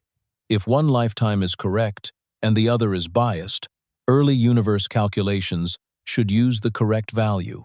If the difference were ever shown to come from an unexpected neutron decay channel, the consequences would extend into cosmology and perhaps into the structure of dense stars. Current evidence has not established such a channel. The simplest explanation remains an unresolved systematic effect. Still, the connection explains why the puzzle receives attention far beyond neutron laboratories. The first minutes also reveal why a free neutron lifetime of roughly 15 minutes is neither very short nor very long in cosmic terms. It was long enough for many neutrons to survive until nuclear binding became possible. It was short enough for decay to reduce their number before helium formation locked them away. Had the lifetime been far shorter, the early universe would have retained fewer neutrons and formed less helium. Had it been far longer, more neutrons would have entered helium, changing the later fuel available to stars. The sequence of stellar evolution would still depend on many other constants, but its starting mixture would not be the same. The neutron-proton mass difference mattered alongside the lifetime. Because the neutron is heavier, equilibrium favored protons as the universe cooled. Because beta decay remained possible, the neutron population continued to fall after freeze-out.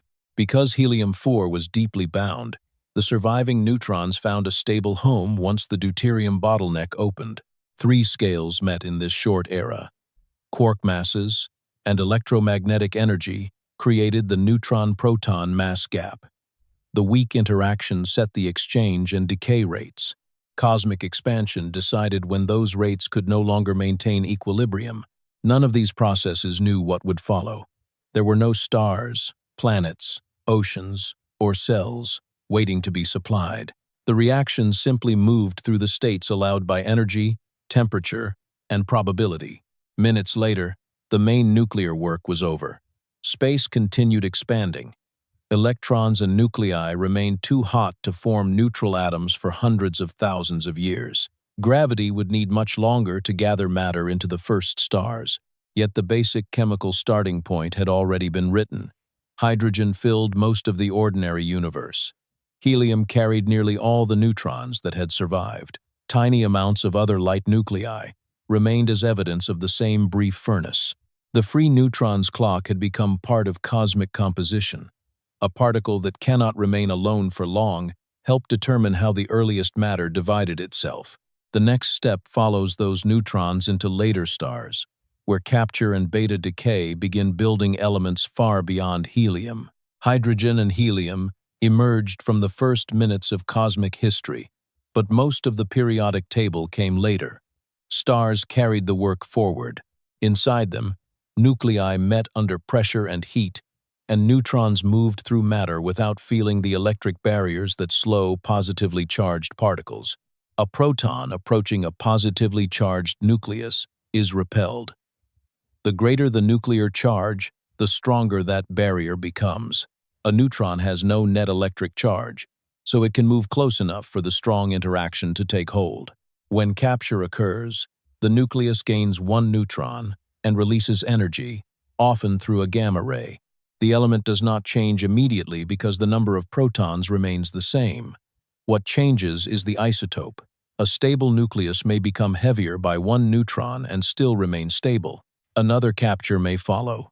In this way, nuclei can move through chains of increasingly neutron-rich forms. At some point, a newly created isotope may lie outside the valley of stability. One of its neutrons can then undergo beta- decay. The neutron becomes a proton, while an electron and an antineutrino leave. The atomic number rises by 1, and the nucleus becomes a different element. Neutron capture and beta decay therefore work together. Capture moves a nucleus through isotopes of the same element. Beta decay moves it to the next element. Repeated many times, the sequence builds nuclei far heavier than iron. Two main routes carry out this work in nature. The slow neutron capture process, called the S process, occurs when captures are spaced far enough apart for unstable nuclei to beta decay before another neutron arrives. The path remains relatively close to the valley of stability. This process takes place in aging stars. Neutrons are released through reactions involving light nuclei and captured one by one over long intervals. Elements such as strontium, barium, and lead can form this way. At branching points, a nucleus may either capture again or decay first, leaving a chemical signature that can later be measured. The rapid neutron capture process follows a different landscape. In the R process, neutron densities become so high that nuclei capture additional neutrons much faster than they can beta decay. They are driven far from the stable region into forms containing more neutrons than any long-lived nucleus on Earth. The process does not produce stable elements immediately. It creates an unstable population. When the neutron supply ends and the surrounding matter expands or cools, the nuclei begin chains of beta decay.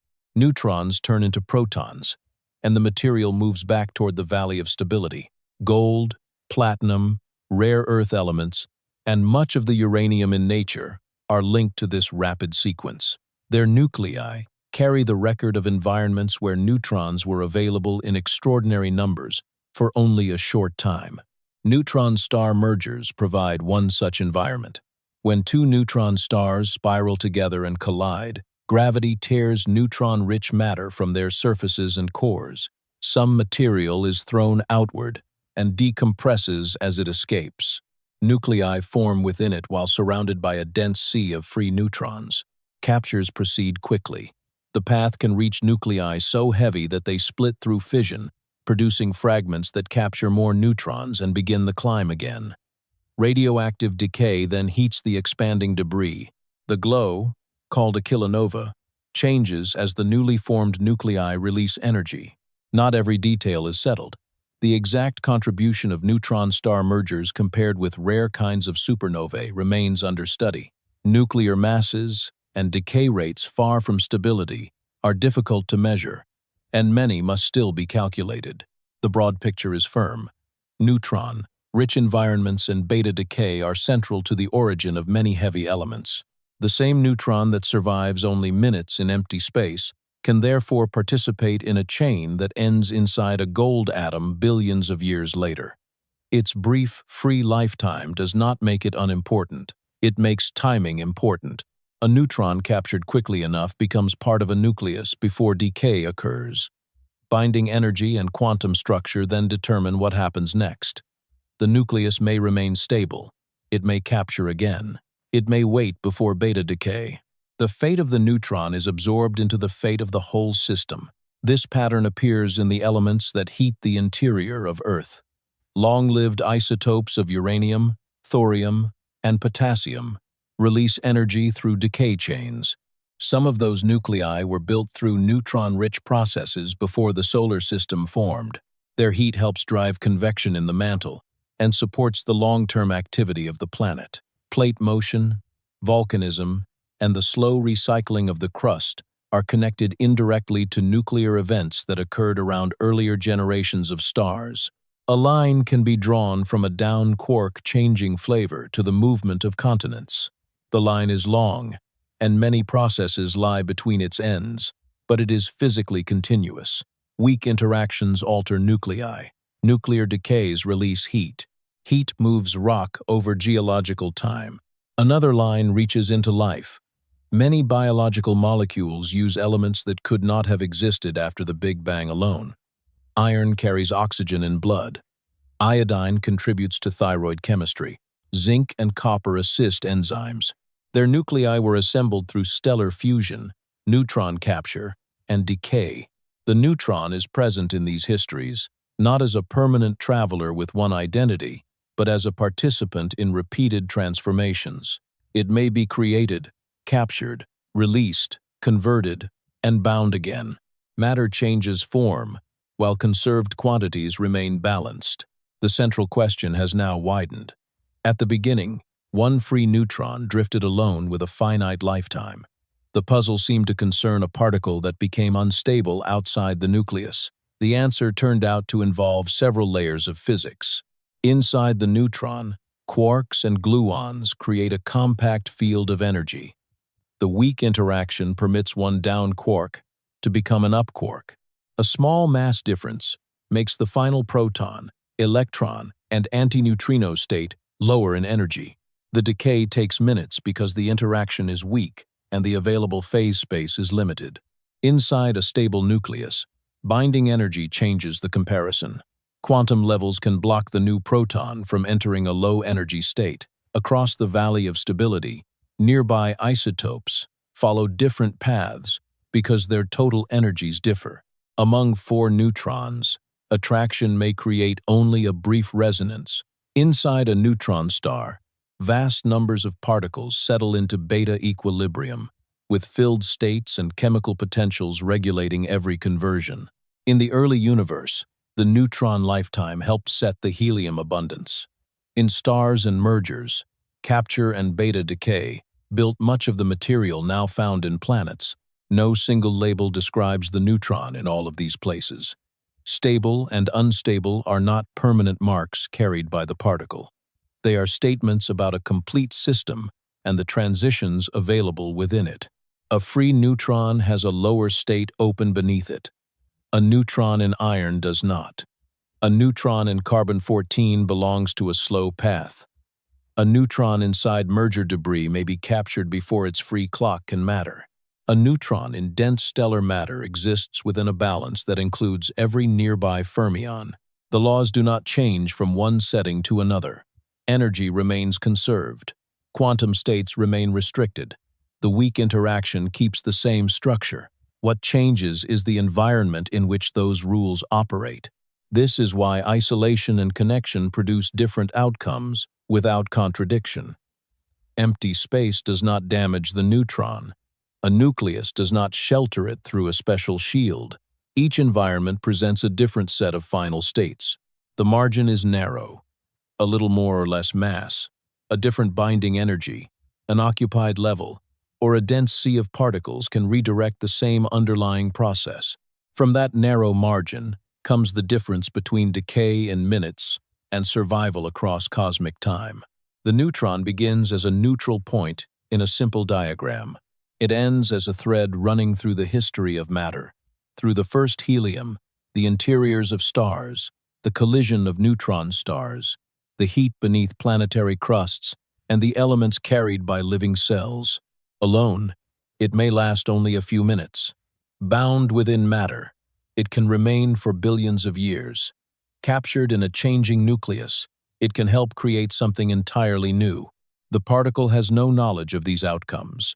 It follows only the energy landscape around it. Still, the result reaches from the smallest measured mass difference to the largest structures built from ordinary matter. The quiet neutron remains one of the reasons the universe contains more than hydrogen and light. The neutron story does not end when an element becomes stable.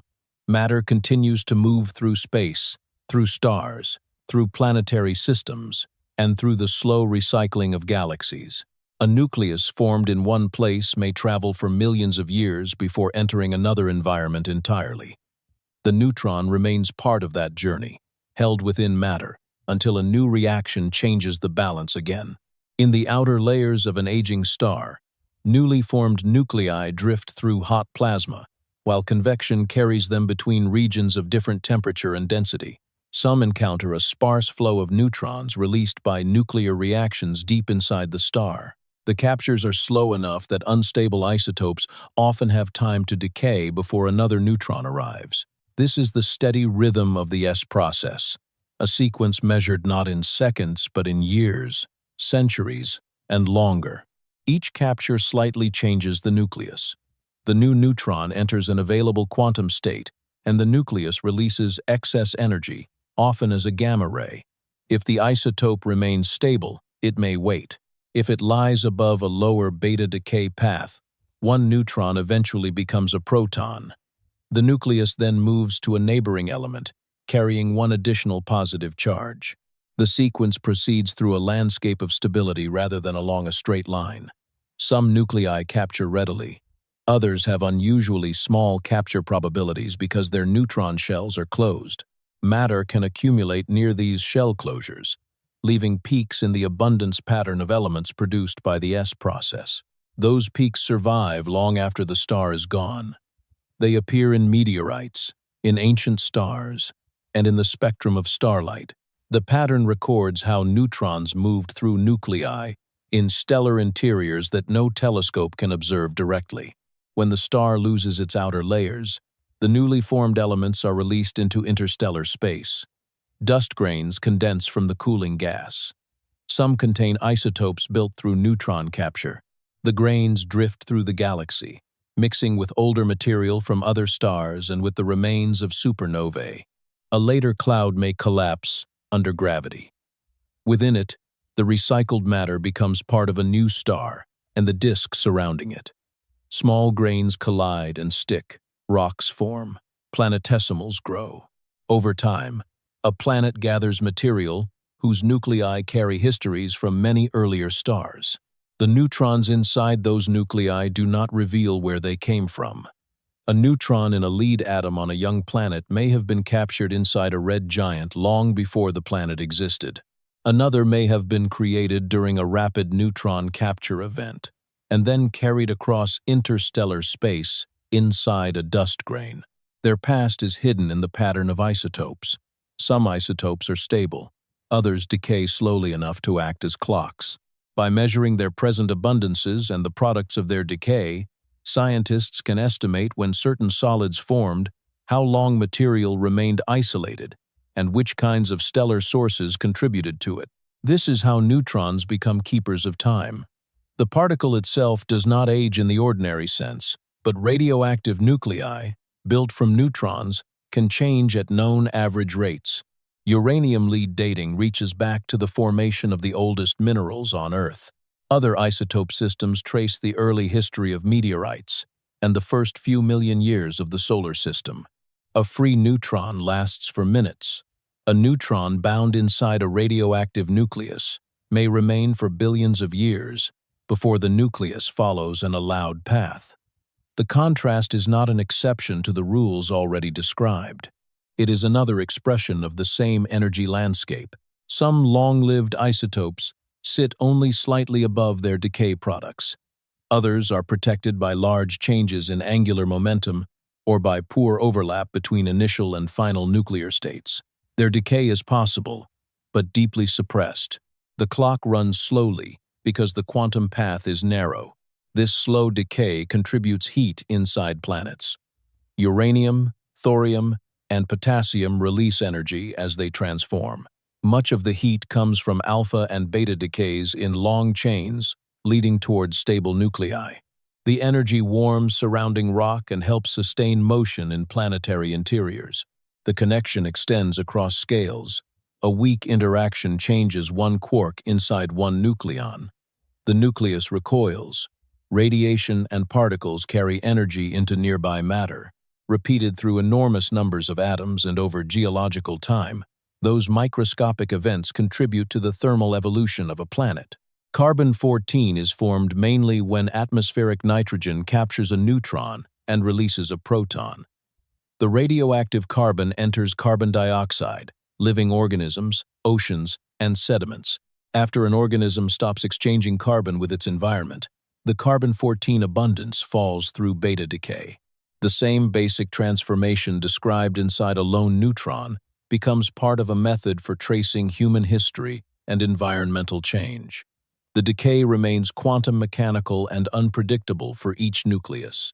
A large collection produces the regular statistical curve used in dating. Cosmic ray neutrons also pass through spacecraft and high-altitude electronics. Their interactions can alter the state of memory devices or create background signals in detectors. Engineers must account for particles that exist only briefly but can still deposit energy before they disappear. In laboratories, neutrons are used because their neutrality allows them to enter matter without being strongly deflected by electron clouds. Neutron scattering reveals the positions and motions of atomic nuclei, complementing techniques that respond mainly to electrons. It can show where light atoms, such as hydrogen, sit inside materials, how magnetic structures are arranged, and how atoms vibrate. The neutron becomes a probe of matter because it is neither electrically simple nor internally empty. Its magnetic moment responds to magnetic order, while its strong interaction with nuclei reveals atomic structure. The particle that cannot survive alone for long can still carry information through carefully designed experiments. Neutrons are also captured for medicine and research. Certain isotopes absorb them readily, releasing charged particles or gamma rays. These reactions can be used to image materials, create useful radioisotopes, and study the composition of objects without cutting them open. Every application depends on timing. A neutron must reach a target before it decays. Slow neutrons may spend longer traveling, increasing the chance of decay, but they are also captured more efficiently by many nuclei. Fast neutrons travel farther in a given time but interact differently. Experiments shape neutron energies to match the process being studied. The lifetime therefore sits quietly inside the design of instruments. It is long enough for neutron beams to cross laboratories, pass through samples, and enter detectors. It is short enough that distant travel through empty space is limited unless the neutrons move near the speed of light. Astrophysical neutrons can be produced at high energies in cosmic events, yet they are difficult to observe directly over large distances. A neutron traveling near light speed experiences time dilation, allowing it to survive longer as measured from Earth. Even then, most cannot cross the galaxy before decaying. The decay products continue. A high-energy proton may be bent by magnetic fields. The electron joins surrounding plasma. The antineutrino moves onward with little disturbance. The original direction becomes harder to reconstruct once the neutral particle is gone. This makes the free neutron a messenger with a limited range. It can carry information away from a source without electric deflection, but only for as long as its relativistic lifetime allows. Very energetic neutrons from the Sun or nearby cosmic accelerators may reach detectors, while those from distant sources usually decay first. The boundary between surviving and decaying depends on speed.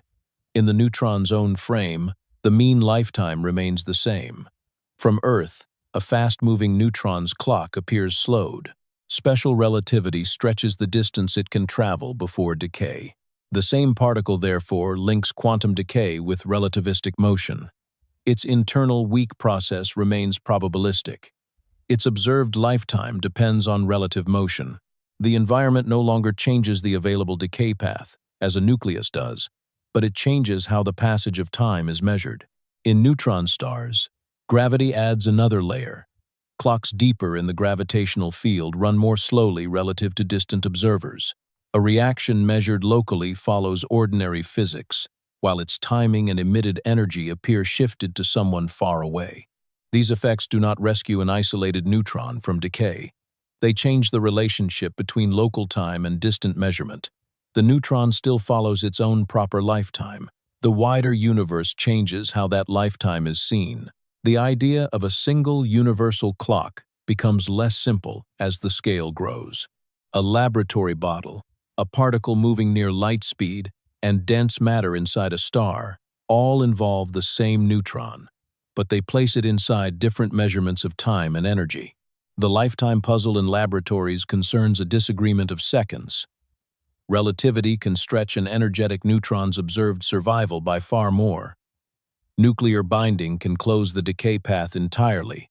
Dense matter can balance forward and reverse reactions.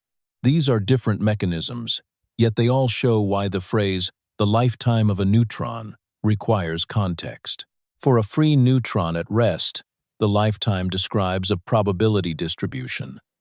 For a moving neutron, the distribution is stretched in the observer's frame. For a bound neutron, the relevant parent is the full nucleus. For neutron star matter, the relevant state is a many-particle equilibrium. The particle remains a useful name across these settings, but the physical question changes. Sometimes the issue is how quickly one state becomes another. Sometimes it is whether the transformation is allowed. Sometimes it is how the conversion contributes to the balance of an entire star. This layered meaning is common in physics. An object can be described alone only when its surroundings are simple enough to ignore. In more complex systems, properties that seemed intrinsic become part of relationships. Mass itself provides an example. The mass of a nucleus is not the sum of isolated nucleon masses. It includes binding energy. The energy of a particle in dense matter includes its interactions and occupied states. Even the time recorded for decay can depend on motion and gravity. The neutron makes these ideas visible because its behavior changes so clearly from one setting to another. In empty space, it transforms. In a stable nucleus, it remains. In radioactive matter, it waits.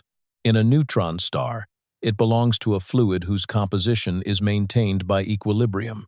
Across all of these cases, no special exception is introduced.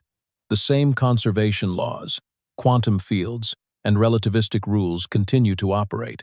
Context changes the totals, the available states, and the measured intervals. This is the quiet consistency beneath the apparent contradiction. Nature does not assign a fixed destiny to the neutron and then reverse it. The laws evaluate the complete situation each time. A neutron released from fission may be captured in a fraction of a second. Another may escape and decay. A neutron formed by a cosmic ray may enter a nitrogen nucleus and help create carbon-14.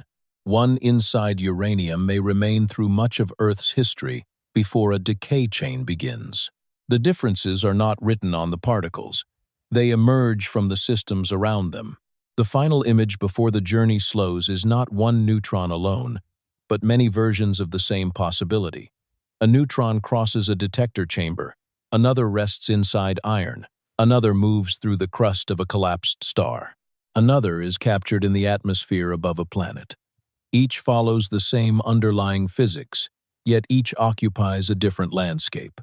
Their paths do not need to converge. Some end in beta decay, some continue within stable nuclei, some become part of heavier elements, some help carry heat, preserve time, or reveal structure. From a few minutes in empty space, the story expands into stars, planets, laboratories, and the long history of matter. The neutron does not become more mysterious as the scale grows. It becomes more connected, and connection, more than isolation, is what determines how long its identity can remain. Beyond the last calculation, the universe becomes quiet again. The neutron that began alone has moved through nuclei, stars, planets, and the first minutes of cosmic history. It has carried the weight of small differences, long waits, and changing surroundings.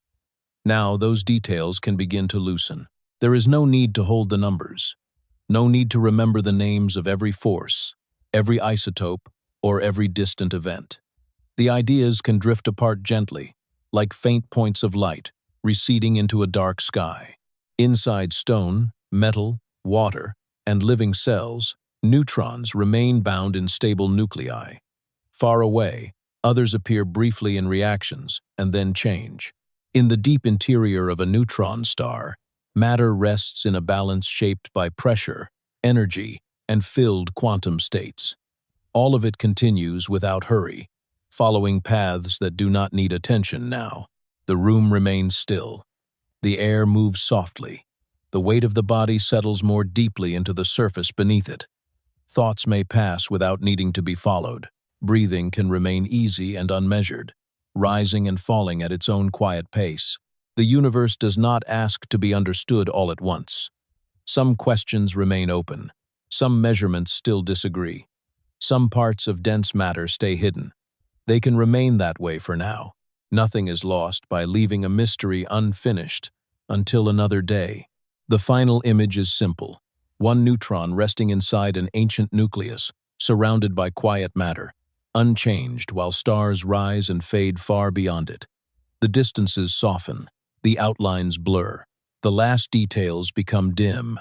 The long journey closes without a sharp edge, fading into the darkness from which it began. Nothing more needs to happen. Only the silence remains. Is greater than is greater, than is greater than end of script. Sleep well.